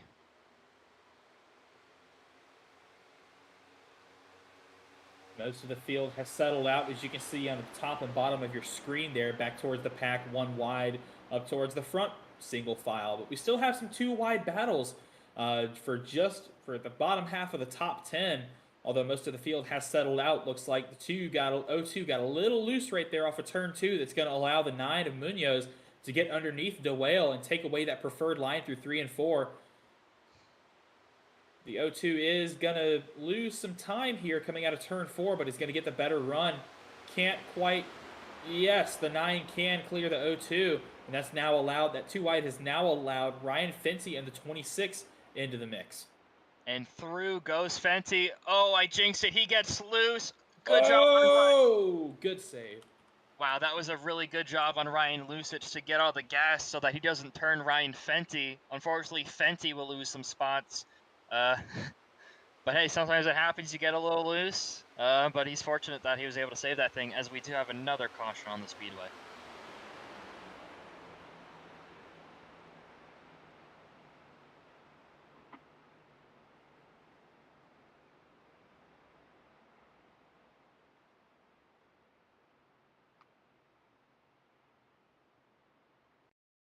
Another caution out, looking towards the back of the pack here again. Going to turn 3, Jeff Pete seems like he might have gotten some help from the 33 of Tyler Stone. Unfortunately, Nick Stockner was in that as well. I think we can deem that a punt. We are in the Fort Worth area. That's not too far from Arlington, Texas, where the Dallas Cowboys play. And Jerry World is used to punting. We saw an instance of that tonight. Tyler Stone, car 33, was deemed at fault, but unfortunately that's going to damage up 2 cars. You have Jeff Pete, alumni from Minnesota, and Nick Stockner, alumni from Clemson. Yeah, textbook punt there from the 33, and race control has deemed that Tyler Stone was at fault. That's his second at fault for the night, so he will be parked. So St. Clair College has a driver disqualified. Yeah, something to note. Don't need to do any crazy math here. I do know that 72 is more than half of 133. We have passed the halfway point of this race. Final.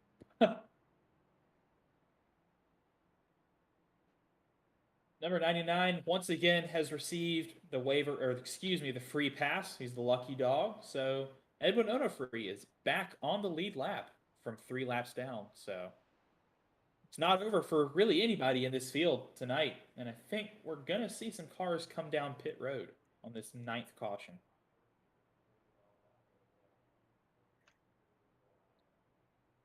Halfway point, the drivers have used 3 of their 6 available sets. So right on par for what they should be using. We're going to see if we have any takers this time by. It doesn't look like it. Unless we get some last-minute pit road entries. You know, so the guys up front may not be pitting, but I wouldn't be surprised if there's someone from the back that goes, hey, I'm back here anyway, might as well put some Mr. Feelgoods on and go to the front. Well, and if you're in the back and you keep doing that, you've got to be mindful of how many tire sets you have remaining. You know, we're only halfway through this race. We're going to have a lot of cautions. Hopefully not, but you want to have at least a set available there at the end. As you now see on the right hand side of your screen, the last pit stop lap for each driver. Most of our top 15 came in on lap 51. Matt Nordberg came in very recently, obviously, with being involved in the incident prior to this one. But what strikes me is Ethan Head still on about 40 lap old tires here. So that's about when we saw the drivers last night coming in, was halfway through that race, 40 laps in. So we should see Ethan Head coming in to pick some tires up pretty soon. Yes, I mean, I'd expected him to pit under this caution. I mean, of course, 40 laps, that isn't, you know, the same as doing 40 green laps. We've had many caution laps in that period, but I'm surprised that Ethan Head did not pit there.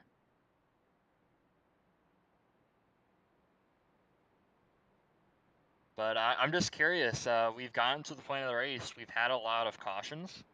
A lot of guys have, you know, officially either been parked or have DNF for the night. I wonder if we get to a point of the race where we get a long green flag run. And of course, the guys that stayed out, which is all but a couple drivers, those guys are going to have older tires. And depending on how they ran on previous runs, that's going to determine how good they'll be on the end of this run if it does go green. I believe our only DNFs so far are Nick Maloche, who crashed out earlier, and Tyler Stone, who just got DQ'd. We do have there's only a few drivers that are multiple laps down. Jeremy Miller in 27th, 2 laps down. Austin DeLong in 28th, 7 laps down. Then you have Ricky Paz and Daniel Hunter, 14 and 17 laps down, respectively. So still a lot of drivers in this at the end, or can be in it at the end.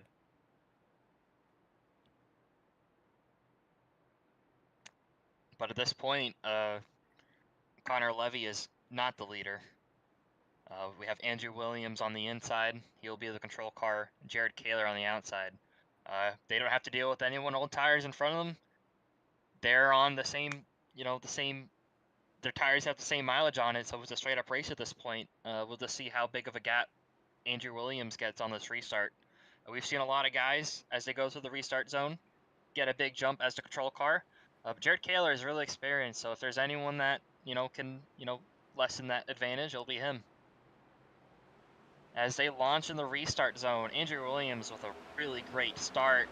Munoz is up to second already. Jared Kaler will slide into the 3rd spot there.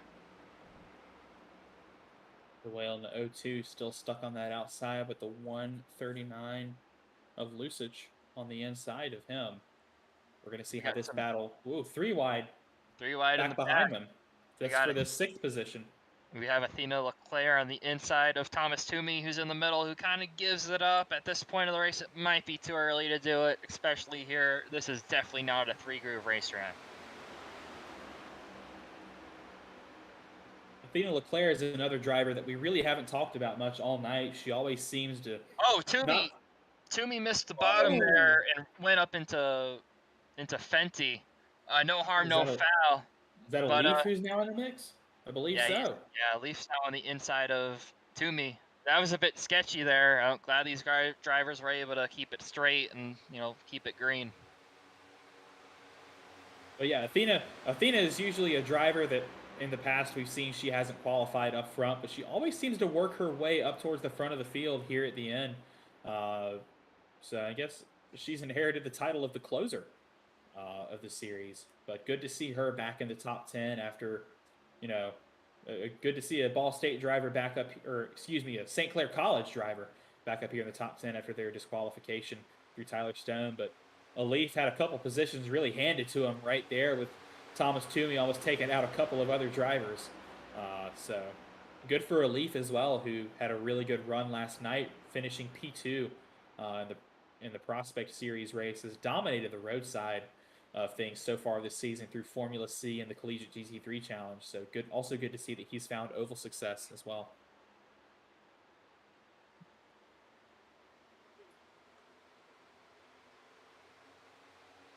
Yeah, the field has gone single file for the most part.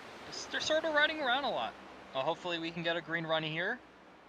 And if we do, we'll have the different, tire strategies come into play. Do you push hard now, or do you save some stuff for the end of the run? I'm noticing different guys are driving different ways.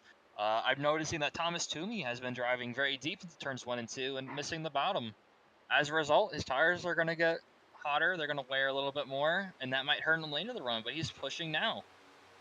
So yeah, just because guys are running in a certain order now does not mean that at the end of this run that they'll be in those spots. Well, and I think given how this race has gone so far, with it being a complete and utter caution fest, I think you're going to see drivers really back it up a little bit, try to be less aggressive, try to settle it out, only make the moves that are coming to them. As now you see the 26 taking away the preferred line from Athena Leclerc. Fenty going to try and go around the 61 here.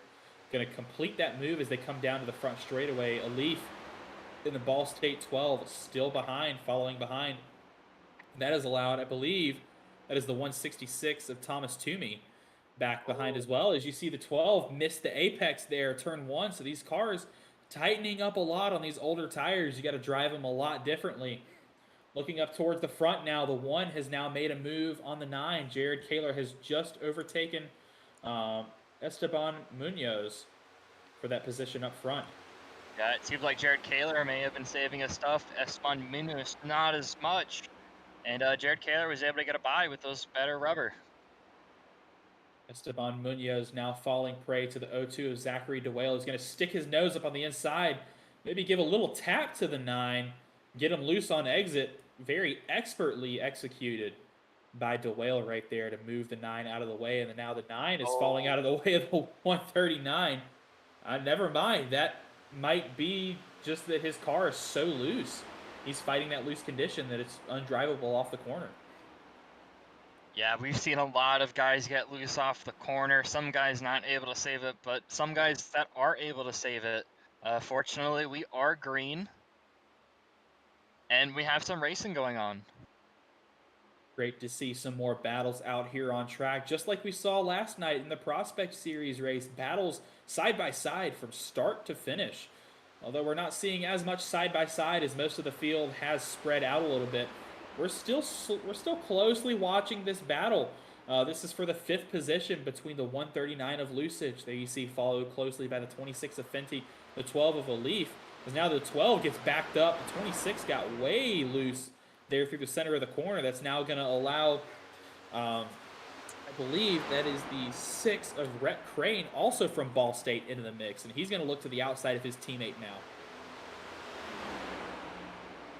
Yeah, we talked about our Muhammad Elif yesterday. Not quite as much about the 6. But both Ball State University cars are having a really decent run as we get into the later portions of this race. Whoa, what a move right here. Rhett Crane sticking it underneath his teammate. 3 wide out of turn 2. Gets a massive run down the back straightaway. Can't quite clear the 12. What a move from the 6 to get around. But still stuck underneath the 26 right here. Yeah, you see the rear ends of these cars wiggling around. These cars are not handling well, but these drivers are doing a great job of keeping the cars underneath them and still driving fast while on the edge. Rhett Crane, a double overtake through turns 3 and 4 that time by. Wow. As now the 26 gets loose, way loose. Wow. Keeps it straight though. Wow, Code Brown moment for the 26. Now stuck up under the 1 and they touch. That takes out the 60. The 61's loose. They keep going. We have a caution. Yes. I think everybody was able to keep going though. Wow, what a sequence. Really impressive on all parties to keep the cars straight. Unfortunately, a caution was called by iRacing, but luckily no cars were actually injured there. as wow. I need Athena, a replay of Leclerc's save because that was brilliant. I need to replay the 26th save out of turn 2 as well because that was brilliant driving. I believe we're going to take a look at those in just a second. But man, what a wild sequence of events. yeah, I believe that might be the longest run of the night. As a result, that's the most worn these tires are, and as a result, you got guys are getting loose, and they come up on the track a little bit, and it's just a little bit more sketchy than it is on the start of the runs. Saves it once, saves it twice. Got a little tap from the 09 of Tristan Yoder in the rear. Yeah, really Props great to the job. 14. Connor Wow. Levy did a really great job of avoiding that. He could have just easily put Oh man. Athena Leclerc. Was able to get down on the apron. Tristan Yoder, slight contact, but not really something too heavy. But yeah, that's really great on all parties. Sometimes you have racing where guys just get together.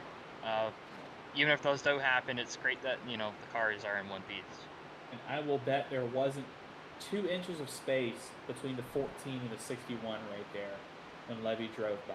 That was great skill from Connor Levy right there to not get involved in that incident. Yeah, even though I do think some of these guys are going to be coming down pit road, not necessarily for tires, but maybe just change their pair of underwears. That might be a little scary. Many Code Brown moments there, and yeah. But the No important thing explanation is needed for that. those Code Brown code. Where you need an explanation on what code? No, Code no, I don't think we need an explanation there for Code Brown. Okay.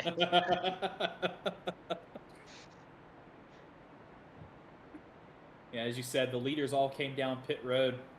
Austin DeLong, the 22, has inherited the temporary lead, but I think only because he stayed out as a lap car. So he will get a lap back, which I believe will only put him 6 laps down. Ethan Decatur will be the recipient of the free pass this time. Lucky dog, the 00. So he will be able to get himself back on the lead lap.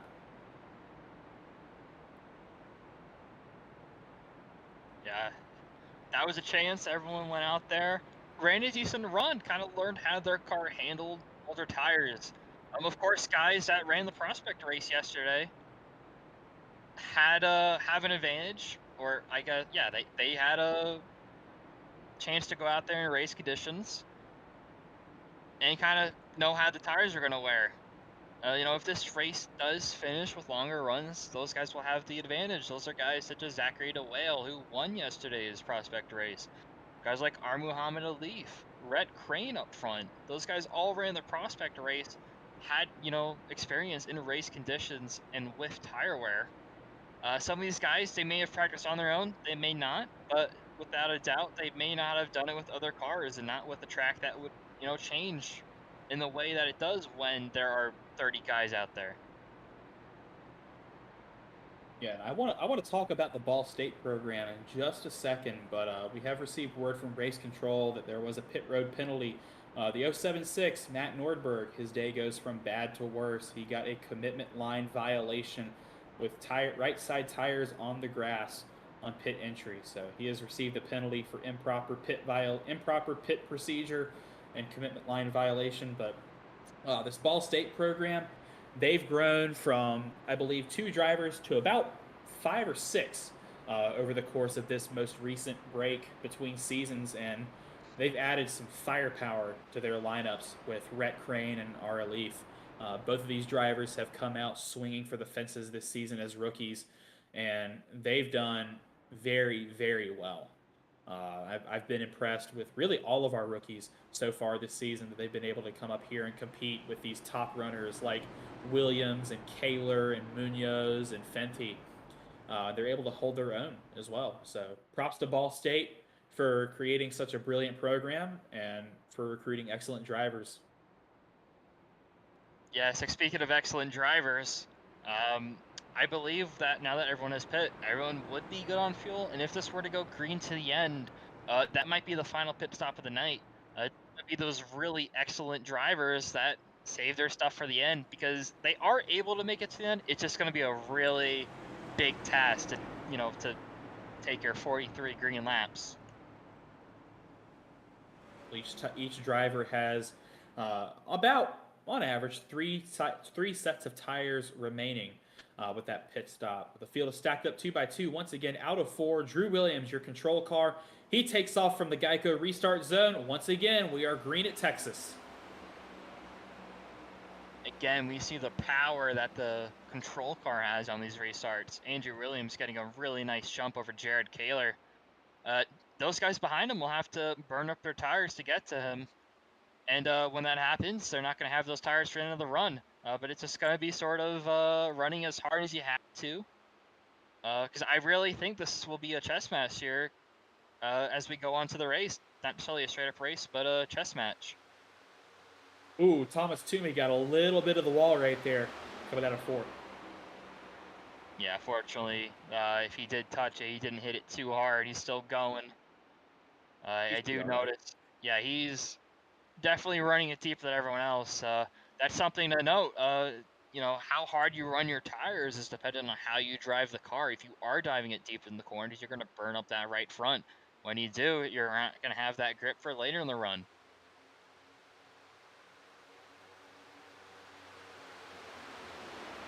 Looking at the battle between Athena Leclerc and Thomas Toomey right now. Not really much of a battle right now, but we see some side-by-side further up in the field. The 6 and the 9 going at it. I believe that is for the 4th position. They're 2 wide. Now the 139 going to try and make it 3 wide into the corner here. Let's see if this is a smart move. The 6 backs out. Good decision.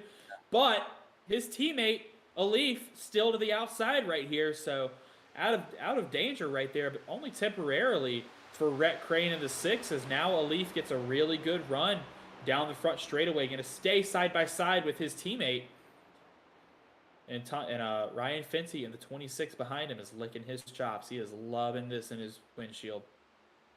Yeah, that's always sketchy when you have guys going through wide into turn 3. As, oh man, Munoz, Lucic almost got underneath Munoz. Munoz made a little bit of a late move. Fortunately, everything's good there. But you have a lot of give and take here still. It's nice to see drivers do that. We even have guys that are in the Prospect Series that maybe not as experienced. Like you have Rhett Crane.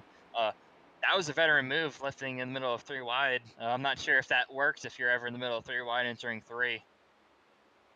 And that's a sign of driver skill, is not necessarily that you're the fastest or the quickest, or you can pull off the best moves by sending it 3 wide. It's the discipline to know, hey, I shouldn't be here. Let me be smart about this and back out, because nothing good can come of this move that somebody just made. So major props to Rhett Crane right there for backing out of that move. And not causing an incident there, which could have been horrible. Yes, we have approximately 35 laps to go here. It is getting towards the end of this race, but there's still plenty of time. No need to force the issue. You're right. This track still has a lot of changing to do. The tires still have a lot of wear left on them. So we're going to see these lap times really coming down. We're still running mid to high 30s. So the drivers still putting in some really good lap times. I think we'll start hitting the 31s here in about 15 laps or so. But you got to wait for your car to come to you. You got to do what you can to manage your resources, manage your tires. You should be good to go to the end on fuel. And I think it's certain that you're good to go to the end here on fuel, as we now see Rhett Crane making a fairly optimistic lunge underneath his teammate there into turn 1. Alif gets sent to the outside. We're going to see how this battle shapes up between teammates. Yes, I'm just curious to see. I believe this would have, if this goes green in the end, it's going to be a 43 lap run. That's quite a lot. Oh wow, Munoz got loose. Oh, he's still loose. Oh, through the grass. Can he keep it straight? Yes, he can. What a save. That is a really nice save. He's gonna come up on the track. Oh, don't do that, dude. Don't do that. Oh, it was so good up until right there, but everything's great there. He was very sideways. Fortunately, no caution there. We stay green. But as I was saying, 43 laps is a really long time, and these drivers are going to have to be really careful not to burn their stuff out. We did see some drivers yesterday go 43 laps. Oh wow, our Muhammad Malif was one of the drivers Ooh. yesterday. He was able to take a 43 laps. I'm not sure if you're going to be able to take it 43 laps if you're going to make those kinds of moves and get that sideways.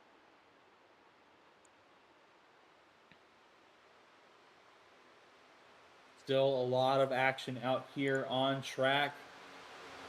We've now surpassed lap 100, working on lap 100 to 1. So 33 laps to go in this race, and we still see drivers 2 wide here in the top 10 battling for the lead. As you're now looking at the 166 of Thomas Toomey underneath the 6 of Rhett Crane, who may be getting the start of a little punishment here for using up his tires so much, trying to get around his teammate in the 12. Yeah, we saw in the prospect race yesterday, and even sometimes today, it doesn't take much to burn your tires up. You know, even guys that have the same laps on them, if you're burning them up, even 10, 15 laps in the run, you could be off a notable amount as wow.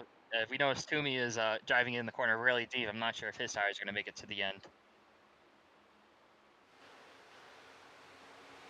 Driving it deep indeed. These guys, I think that sense of urgency with you're now at exactly 30 laps to go in this race, that sense of urgency is setting in of, well, if you're going to make a move, you need to set it up. And I think I just saw in the back, Athena Leclerc smacked the wall pretty hard at a turn 4. That was a pretty solid lick. This is the part of the run where it's a bit of a unknown zone for a lot of these drivers. In the prospect race, we managed to go green for 80 laps. We haven't been able to go that long tonight, but we kind of get to the point of the run where, you know, the car handles, you know, a little bit worse. The car is tight in some spots. The car is loose. And these drivers are going to have to deal with that. Ooh, speaking of loose, had a big moment right there. I believe that was, oh, I have to check to see who that was. I got way loose right there off the turn 4. Bradley Daniels had a heck of a save right there off the turn 4. Yeah, as we see some of these guys having some really nice battles, as wow, we see some moves being made between Rhett Crane and Thomas Toomey. While we see that, is right on the bumper. He's not happy about that. And Fenty's going to get the run on the outside, but is he going to have anywhere to go with it? Because the outside lane isn't really a good lane here. Yeah, you see Rhett Crane is up a lane. Thomas Toomey is up a little bit. Whoa, slide. Yeah, you see all these guys starting to slide now. These are the guys that have been battling each other. The top 3 guys, there hasn't been enough battling. Even though now we have Jared Kaler. He's right on the bumper of Andrew Williams, who gets loose. He's through the grass. Oh, Drew Williams, the leader. Did he have some help? No, he just got loose on the corner. He might have been looking at his mirror and saw Jared Kaler in it. That might have influenced it, but in terms of contact, there was no contact between the 23 and the 1. As Mohamed Malif is now going to look on the inside. He's got the inside. Side by side here. As Mohamed Malif is going to get by. Man, that was, once you slide once and, you know, tires, you know, the tires are never going to be the same. That's unfortunate for Andrew Williams. He might be hoping for a caution here to get another shot at it. I feel like there's a joke to be made here about touching grass. Yes, we are an organization that uses Discord. I'm sure there could be a joke there about touching grass. Even though I have to say, we have been touching a lot of that front foot scratch this weekend. A lot of guys getting loose off 4 and just going through the grass. Big slide right there by the 6 of Rhett Crane as well. So these drivers are fighting very, very loose handling race cars. We talked about the scorching hot racetrack at the top of the show. That combined with now these drivers are starting to feel the wear of their tires. This is making for a very interesting combination. Absolutely. I can't wait to see what happens. We have Zachary DeWale half a second behind Jared Kaler. But the curious thing is, how hard is Zachary DeWale even pushing? And how hard is Jared Kaler pushing? I think this race is going to finish out like a Formula One race where you have tires and you push them at a certain point, you know, you have to stretch them for that point. You know, who's going to be Lewis Hamilton? Who's going to be someone that burns up their tires? Well, we saw last night that the pace differential on old tires versus new was about 2 seconds a lap. That's how Connor Levy was able to drive out to about a 10, 11-second lead over the eventual winner, Zachary DeWale. But over time, Zachary DeWale's newer tires prevailed slowly but surely, and he made his way around. Both he and Alif made their way around Connor Levy to finish 1-2. Connor Levy finished third in last night's prospect race. So I think with now 24 coming to 23 laps to go in this race, you're going to see. I don't think you're going to see anybody on pit road. If we get a caution, I think you'll see pit road full though. Edwin Onofre is going to the grid. Fortunately, he saves it. I was just about to say he was someone field. He was probably saving his tires. Unfortunately, there he just get a little bit loose and lost some of the progress he made throughout this run.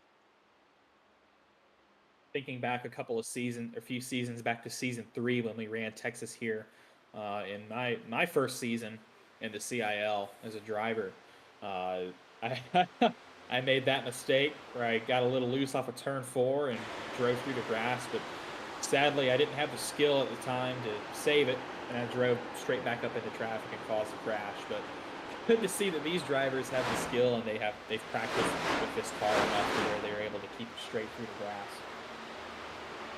Something that I think would be interesting to point out, Zachary DeWale yesterday in the prospect race had some experience battling in this car, this track, you know, battling for the lead lane in the race. Jared Kaler, as someone that's in the Premier Series, he does have a lot of experience, but he wasn't, you know, there yesterday to get this experience. I wonder if that's going to play a factor either way. And there you can see the interval on the left side of your screen. About 3.5 tenths is the gap from Kaler back to DeWale. 2 seconds is the gap from Kaler to the next car behind DeWale, Lucic. And then R. Alif, about 2 tenths off of Lucic as well. So we have two great battles here inside the top 4 that are shaping up. But this isn't over. 20 laps to go. That time by, we're coming to a close. Absolutely. This is starting to get crunch time here. At this point, you know, you kind of want to start pushing. At this point, you know, if you burn up the tires, there isn't really much of a punishment. There's not much more of the length yet left. At this point, it might be about getting spots, and even if there is a caution, putting yourself in a good spot for the restart.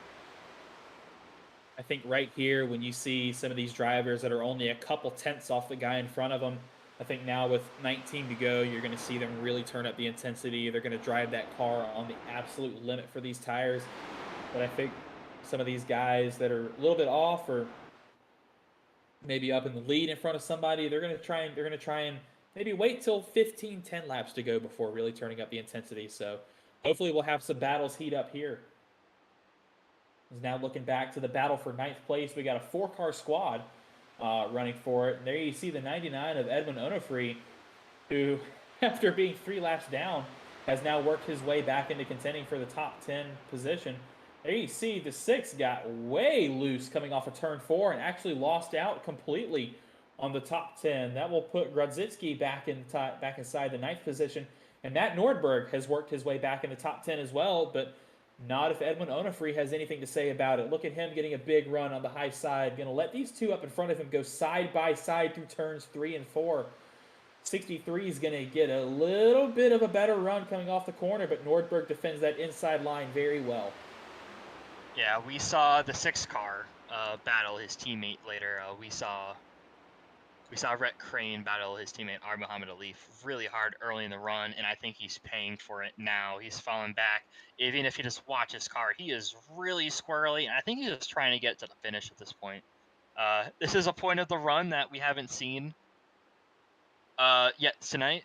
The tires are the oldest that they've been, and that's something these drivers are going to have to deal with. Cars are fatigued. The drivers are tired.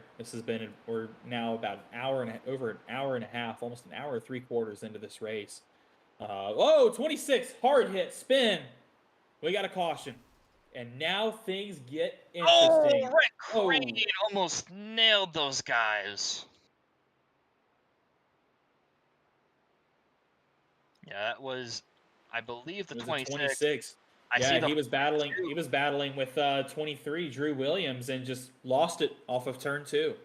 Checked up back into the wall, had a hard hit, got airborne actually, and then just collected some other cars behind him in the collateral.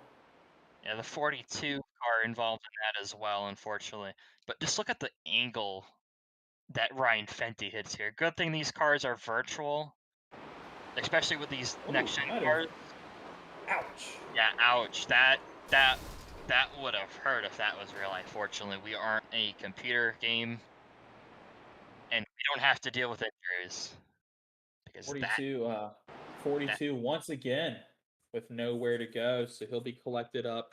That's Connor Fisk from the University of Utah. He got caught up in that one. There you see the 23 had a little wiggle, had to check up, and the 26 had to check up as a result, and it just oversteered the car, and he went hard into the outside wall. 42 tried his best to avoid it, but couldn't. yeah, nowhere for the 42 there to go. I believe he used his quick repair earlier in the race. And yeah, he's in the pits, and definitely has engine damage. I think his night. Whoa, man. And speaking of the pits, everybody's on pit road right now. We're gonna look at this battle off of pit road potentially, Yeah, they got some Mr. Feelgood for here for the end of the race. and I believe Zach DeWale put Ooh. on an absolute blitzer of a pit stop and made it out in front of Jared Kaler. Our Leaf P3 behind him. Then Thomas Toomey, Drew Williams makes up a few spots on pit road as well. Jarrett Grzycki, Matt Nordberg, Ryan Lusich, Edwin Onofre, and Rhett Crane will round out your top 10 after this pit cycle. That's got to be devastating for Jared Kaler. You have the lead. What could be the last step of the night? You fall to second place. Zachary DeWale, we've seen that the control car has had a huge advantage tonight. Jared Kaler is going to have to make his way around Zachary DeWale as opposed to the other way around. Lap cars coming in to the pits this time. And you're going to have one taker out of the lappers. Ethan Head will stay out, and I believe he will take the wave around to put himself 2 laps down. Ethan Decatur in the 00, once again the recipient of the free pass. This hopefully the last caution.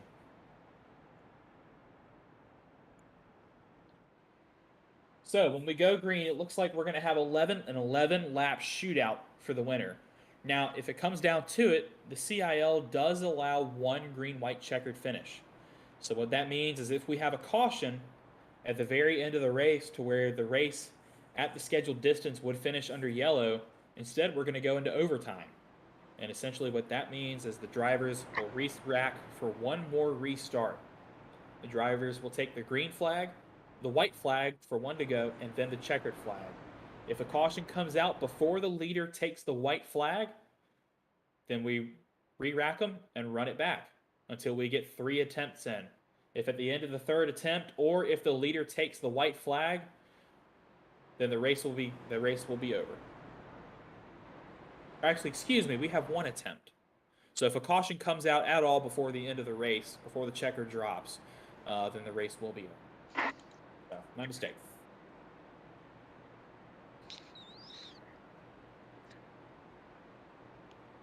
This is going to be almost the same exact situation we saw last night. Last night we saw Zachary DeWale in the lead, being followed by R. Muhammad Alif, who is actually in 3rd place now.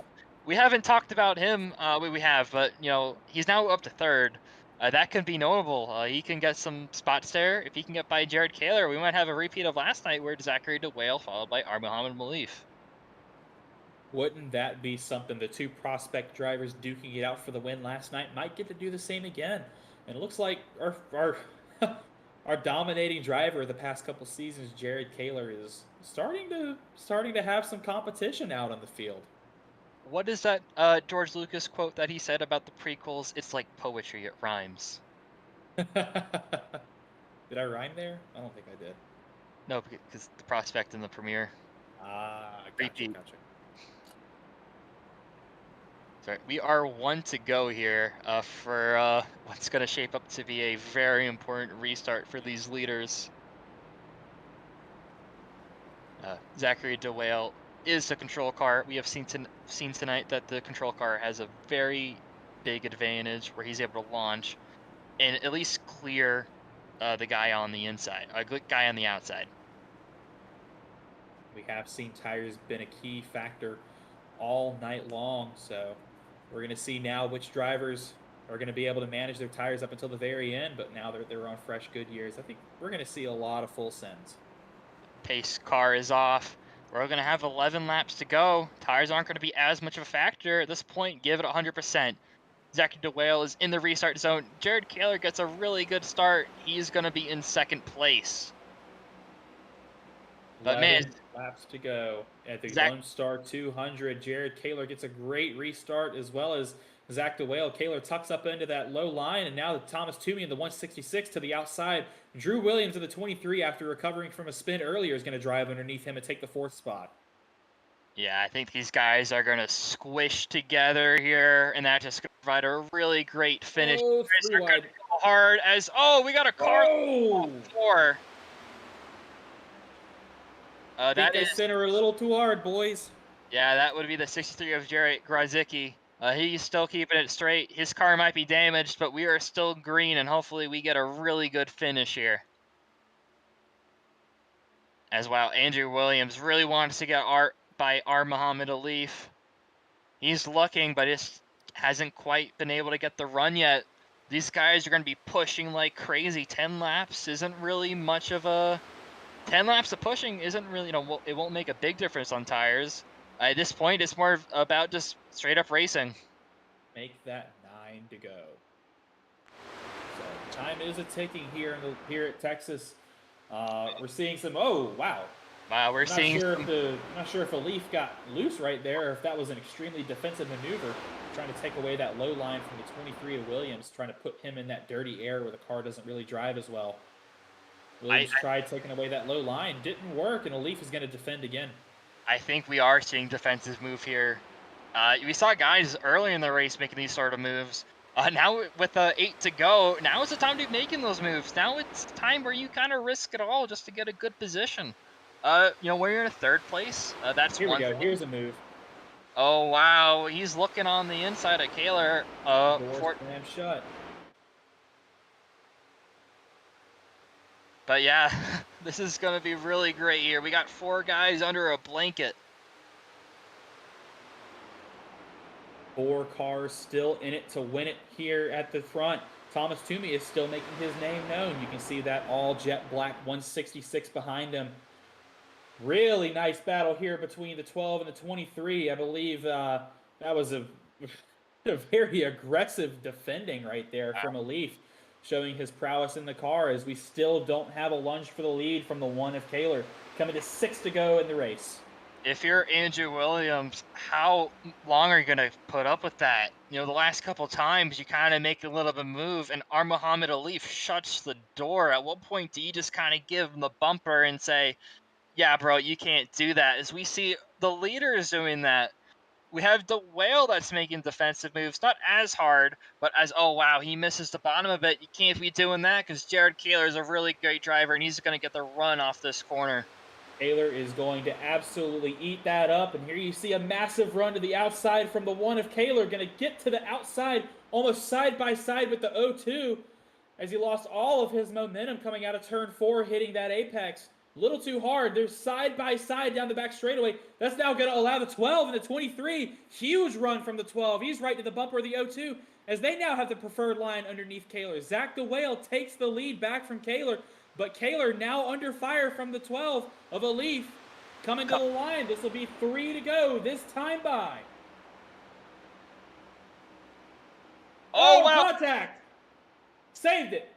Once, Saved twice. it. Oh, wow. The 23 and the 12 made contact that time into turn 1, so it's now a 3-car battle for the lead. Coming to 3 to go. This time by the 0-2 out in front of the 1 by just a bumper coming off turn 4. They look to be in a dead heat across the line lap time wise. Andrew Williams is looking at these two guys and saying, please race each other, because when they go side by side, that just allows him to catch up more. As, oh wow, Andrew Williams gets a little bit loose there. Can't be doing that. Oh wow. Block. Big block. One sticks Oh. his nose up. Oh, he punted the 2 up. What a move. Wow. Zachary DeWell has been making an offensive move. Jared Kaler was just there enough that he had enough of a nose there to get the spot. 2 to go here. Side. Oh, what a race, man. Come on. Oh, no. Oh. Oh. Wow. Let's see who was ahead of the loop. They were battling, see who's going to lead on this restart, depending on who was in front of the loop.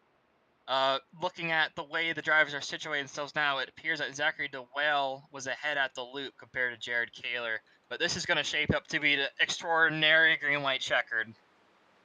Ladies and gentlemen, welcome to the Collegiate iRacing League. This battle for the lead has been immense, but if you thought it was good then, it's about to get hot now. Green-white checkered. We had a caution at the back of the pack. We have a replay for you here. We're going to see what happened. I believe our car of focus is the 63 of Jared Grzycki. Or excuse me, Ricky Pass, sorry. He got punted by the 22. That was, what was that about? What was that about the Cowboys? Something punting? Yeah, we're not too far from Jared. We're a lot of punting. Actually, this is a bit more deja vu. I believe we saw something similar earlier tonight that was called a racing incident, where for momentarily Austin DeLong was parked, and I believe the same driver punted the same driver, but it was deemed a racing incident.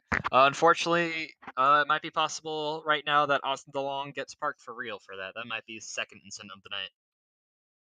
Yeah, and it was deemed a racing incident by race control. Oh no, that was the earlier incident. So that's not what happened. We're going to take a look at what actually happened here, hopefully. Yeah, it was the 63. So here you see coming off of turn 4. Oh wow, just a bit of a checkup. A couple of guys check up involved. Oh! Hard hit on the infield. Hard hit on the front stretch. Oh wow. They're still collecting cars. They're still wrecking. Man. Yeah, it looks like the 9 may have checked up right there. Got really loose on exit. The 63 had nowhere to go. And just had to drive straight through him. Looks like the 9 has a little suspension damage right there. Going to tow that car back to pit road. Here we have another angle where we can see what happened. Or no, it wasn't. It was the... Who was that? This 006 of Culpa checked up. Or no. That happened way before. The 018 was slow. 006 had to check up. The 63 had to check up. Sorry, not the 9. The 9 drove through. The 63 just nowhere to go. Yeah, we had a really nice battle going with Zachary DeWale and Jared Kaler. That even though that wasn't the final battle of the night, that was a very important battle. They were side by side because Zachary DeWale was the leader at the last timing loop. He is the leader, and he will be the control car for this last restart, which is going to be a huge advantage for him. Here you have it, ladies and gentlemen. You couldn't write it in the storybooks better. Young talent, the rookie, Zachary DeWale, St. Clair College, going against, I'll say it, the most dominant juggernaut of the College Cup Series, Jared Kaler out of UNC Charlotte. And these battles have been insane between these two up until this point, and it all comes down to this. The drivers, I believe, are about to receive the 1 to go signal. No takers on pit road that time, as you would expect. But we're about to have a great David and Goliath battle here. I can't wait. I always love it when there's an underdog. Always got to root from the underdog. In this case, you have a guy that was a prospect driver, had to earn his way into the series versus the guy that won this year. Can't wait. Prospect hot shot versus reigning champion. Can't write it any better than this. Man, that battle, I was standing out of my chair watching that. That was so much fun to watch. I can't wait to see what we're gonna have this time around. But yeah, I see. We're talking about the two leaders. We still have a second row. It's possible that the guy in the second row can win this race. Andrew Williams could be right there. Thomas That's Toomey. right. We haven't really mentioned Toomey as someone that was been up front all night, but with 2 to go on a restart, anything could happen. We could have guys making contact, guys even sending it 3 wide. It's all totally possible.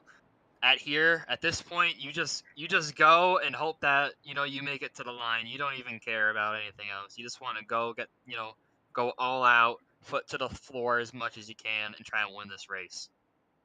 Now, just to reiterate the rules of the green-white checkered, the drivers will take the green flag this time by, then the white flag, and then the checkered flag. If a caution comes out at any point after the leader takes the green, the race is over and the drivers will be scored as is per the last timing loop around the track. So, what all this boils down to is you've got a little wear on your tires. You got about 30 laps on your tires, so the cars are going to be slippery. The tires are going to be cold. This is all the money on the line right here, and we're about to set up a great battle between these top two. And like you said, even this second row can be involved. But as you see, field for one last time stacked up 2 by 2 side by side through turn 4. Pace car is about to make the hard left here onto pit road. Zachary DeWale, the rookie, is the control car. To his outside, the juggernaut, Jared Kaler. To the Geico restart zone, green-white checkered for the lead here at Texas. We have some guys in the back making some moves, but it's all about the leaders here. Zachary DeWale getting a huge advantage going to turn 1. Taylor's going to run him down, though. He's got a big run coming off of turn 2 here. Although that dirty air doesn't help, we're going to close it by about a half a tenth. Drew Williams, another tenth, about 2 tenths. 2.5 tenths off of Jared Kaler coming to the white flag this time by. As we come to the white flag, Jared Kaler is going to give it everything he's got. He's got to have a good 1 and 2 to even have a shot to his bumper. Taking a wider approach. Yeah, DeWale takes a narrow line. That's going to compromise his center, his exit. Man, they're running really defensive here. Come on, Zach. Come on, buddy. You can do it, big man. One final time through turns 3 and 4. Zach DeWale won last night. The rookie will complete the sweep. Zach DeWale wins here at Texas. Wow. Attaboy. What an impressive run there. David Goliath story. We know what the story is. David wins, and then tonight, David beat Goliath. Wow, what a race from the rookie. St. Clair College, stand up and shout. Your driver just dominated this last half of this race. Absolutely incredible. I'm just going to jump in real quick. I think that was probably the most exciting end of a race I've seen so far. I would have to agree. That was the best racing we've seen at the end in a long, long time. Zach DeWale, your winner from St. Clair College. He's going to burn it down for the second night in a row, completing our weekend sweep here at Texas. 320 miles of racing in total, and he's got them all underneath his belt. Zach DeWale wins in a dominating fashion last night, and he does just enough to keep the juggernaut Jared Kaler behind him. That was really great racing all around. I know we had some cautions in the race, but the end, that's what racing is. The long runs, the storylines, and you get sometimes a little bit of drama there. And we had some two really great laps, but irregardless, this was some really great battling between DeWale and Kaler. And I believe he has blown the rear tires off the car in celebration in proper fashion for your first Premier Series win. Wow. Wow, wow, wow. That's all I can say is wow. My heart is still racing from that battle. Man, we're going to take another look here at the finish to the race. Unofficial results coming here from tonight. Your winner, Zachary DeWale, the rookie out of St. Clair College, takes your overall and your student win. Jared Kaler from UNC Charlotte, another second place finish. That's 2 in a row for him this season. Andrew Williams takes home his first podium finish of the College Cup Series from Clemson University. Thomas Toomey, University of Virginia, started in the field about halfway down the pack, drove his way to a top 5 finish. Rhett Crane takes the last top 5 position from Ball State. His teammate, Muhammad Alif, also from Ball State, brings it home P6. Matt Nordberg, the 076 from NC State, brings it home 7th. P8 finishes Edwin Onofree in the 99 from UNT. His teammate, Ryan Lusich, also from UNT, will finish ninth. And to round out your top 10, Andrew McCall, after having an up and down day, being involved in incidents from Purdue University, he will round out the top 10. Alex. Colin Koopa will finish in the 11th spot, alumni from Indiana University. Connor Levy will finish in the 12th position, student from Arizona State University. Athena Leclerc, after having a pretty solid night, unfortunately will only finish 13th from St. Clair University. St. Clair College. Jeremy Millerin will finish in the 14th spot, alumni for Purdue. Nick Stockner will finish 15th, alumni from Clemson. Jarrett Grodzicki will finish 16th, student from Kansas State University. Jeff Pete will finish 17th, alumni from University of Minnesota Twin Cities. Ethan Decatur from Valparaiso University will finish 18th.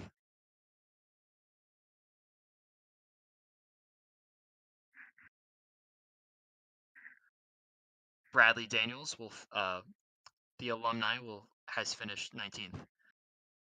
Cody Carey from Ball State University finished 20th.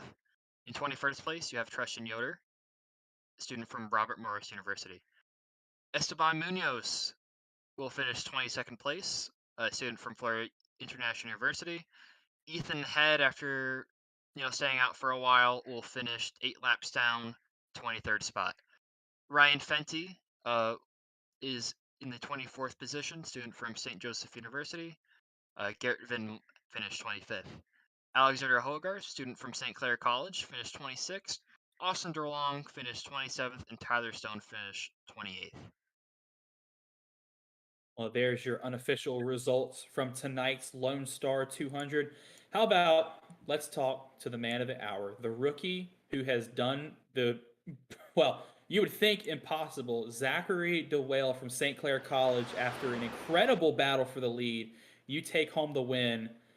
I gotta ask, are you okay after that? Because that was crazy. Man, my heart is pounding like crazy. Kaler almost had me before that caution came out for green white checkered. Man, he had me scared.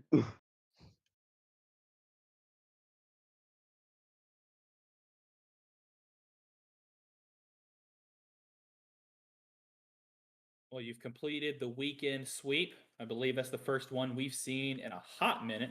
You won last night, the Premier Series, and you've won tonight after defending like a lion. Is this a massive momentum swing in your favor? Do you look for more success after this weekend? Absolutely. I mean, even after Kansas, I was feeling pretty confident, and I wasn't honestly. I was feeling awful coming into Texas.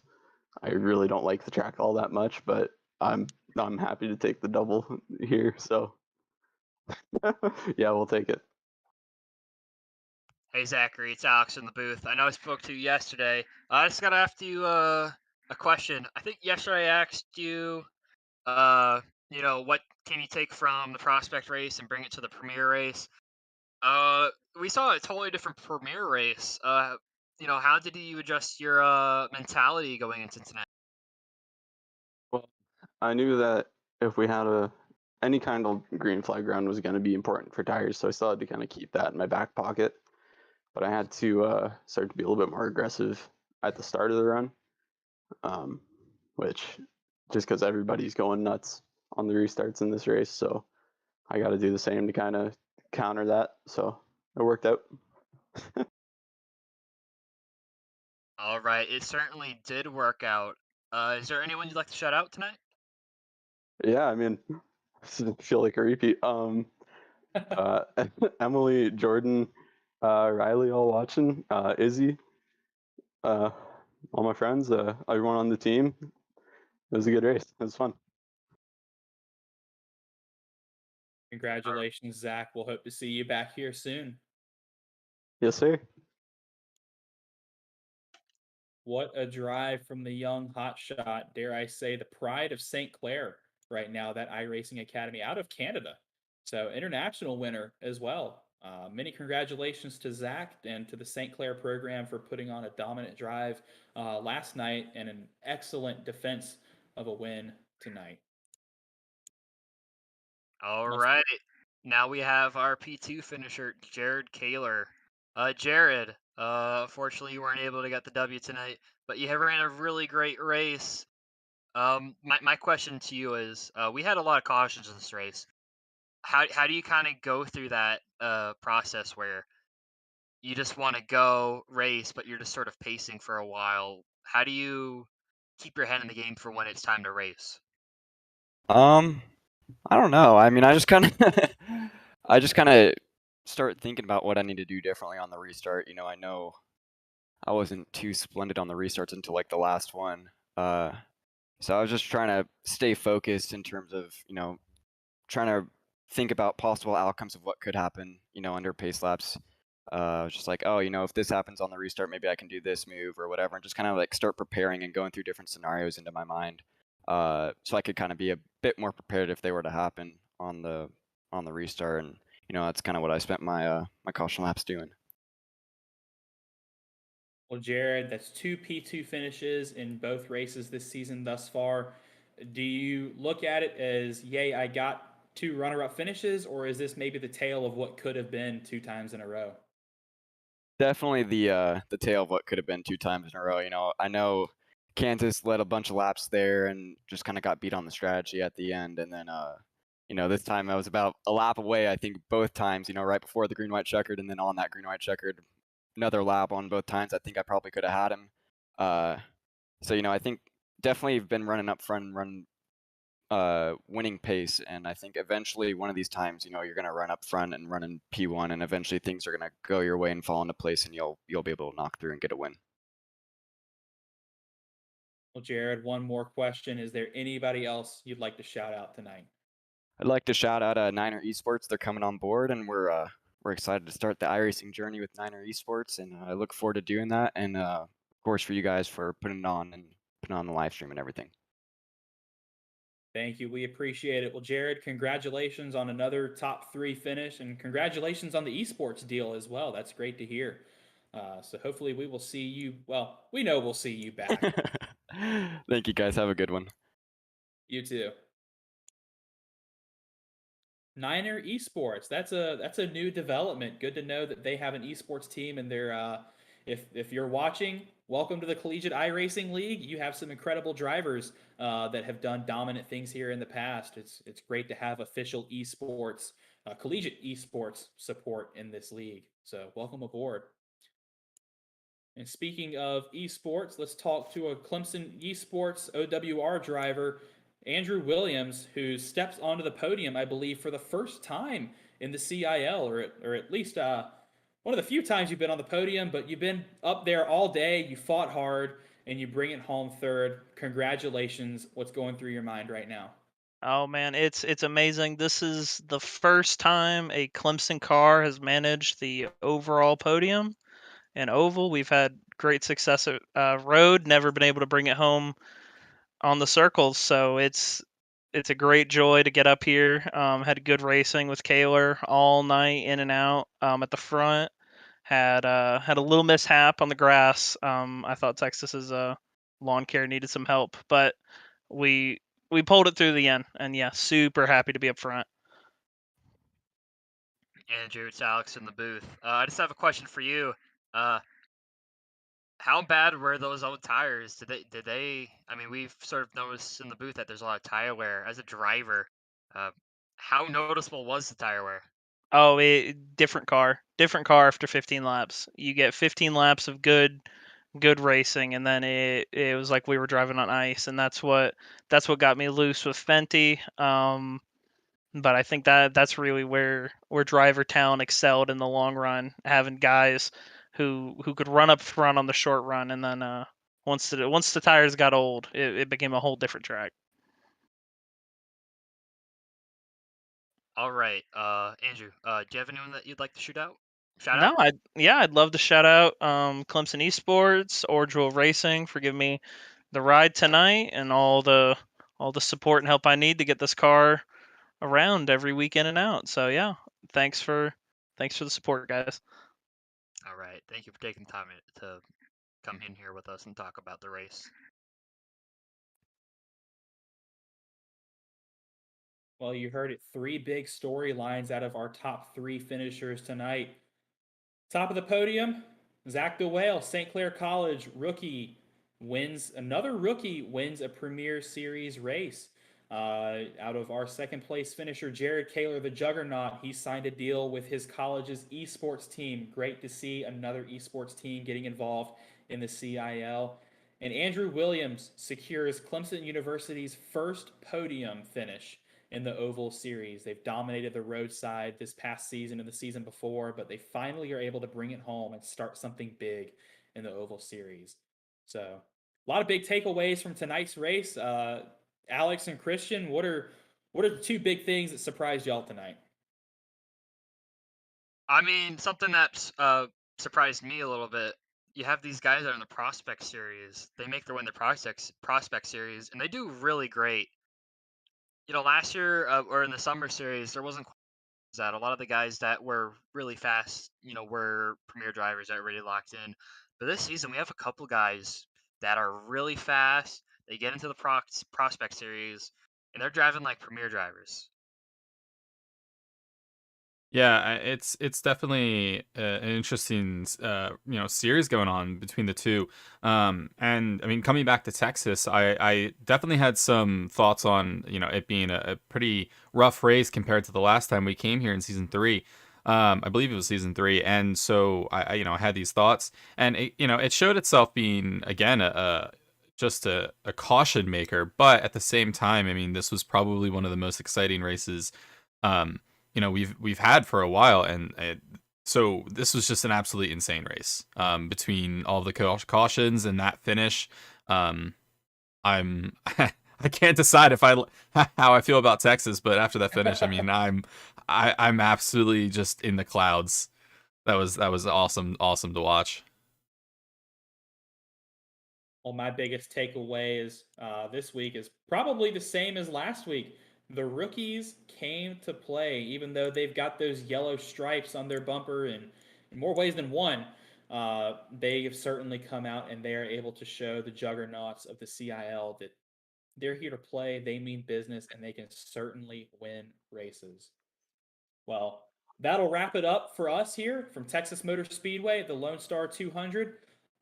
Looking towards the future, we hope to catch you all next week back on the roadside as Formula C and the Collegiate GT3 Challenge take on WeatherTech Raceway at Laguna Seca. We head out to the west, so be sure to tune in next Monday and Tuesday nights to catch both of those races, as we certainly have some more championship battles brewing heading into round 3. And so from all of us here in the booth, producer Christian, myself, co-commentator Alex, we want to thank you for tuning in to tonight's Lone Star 200. And until next time, stay fast.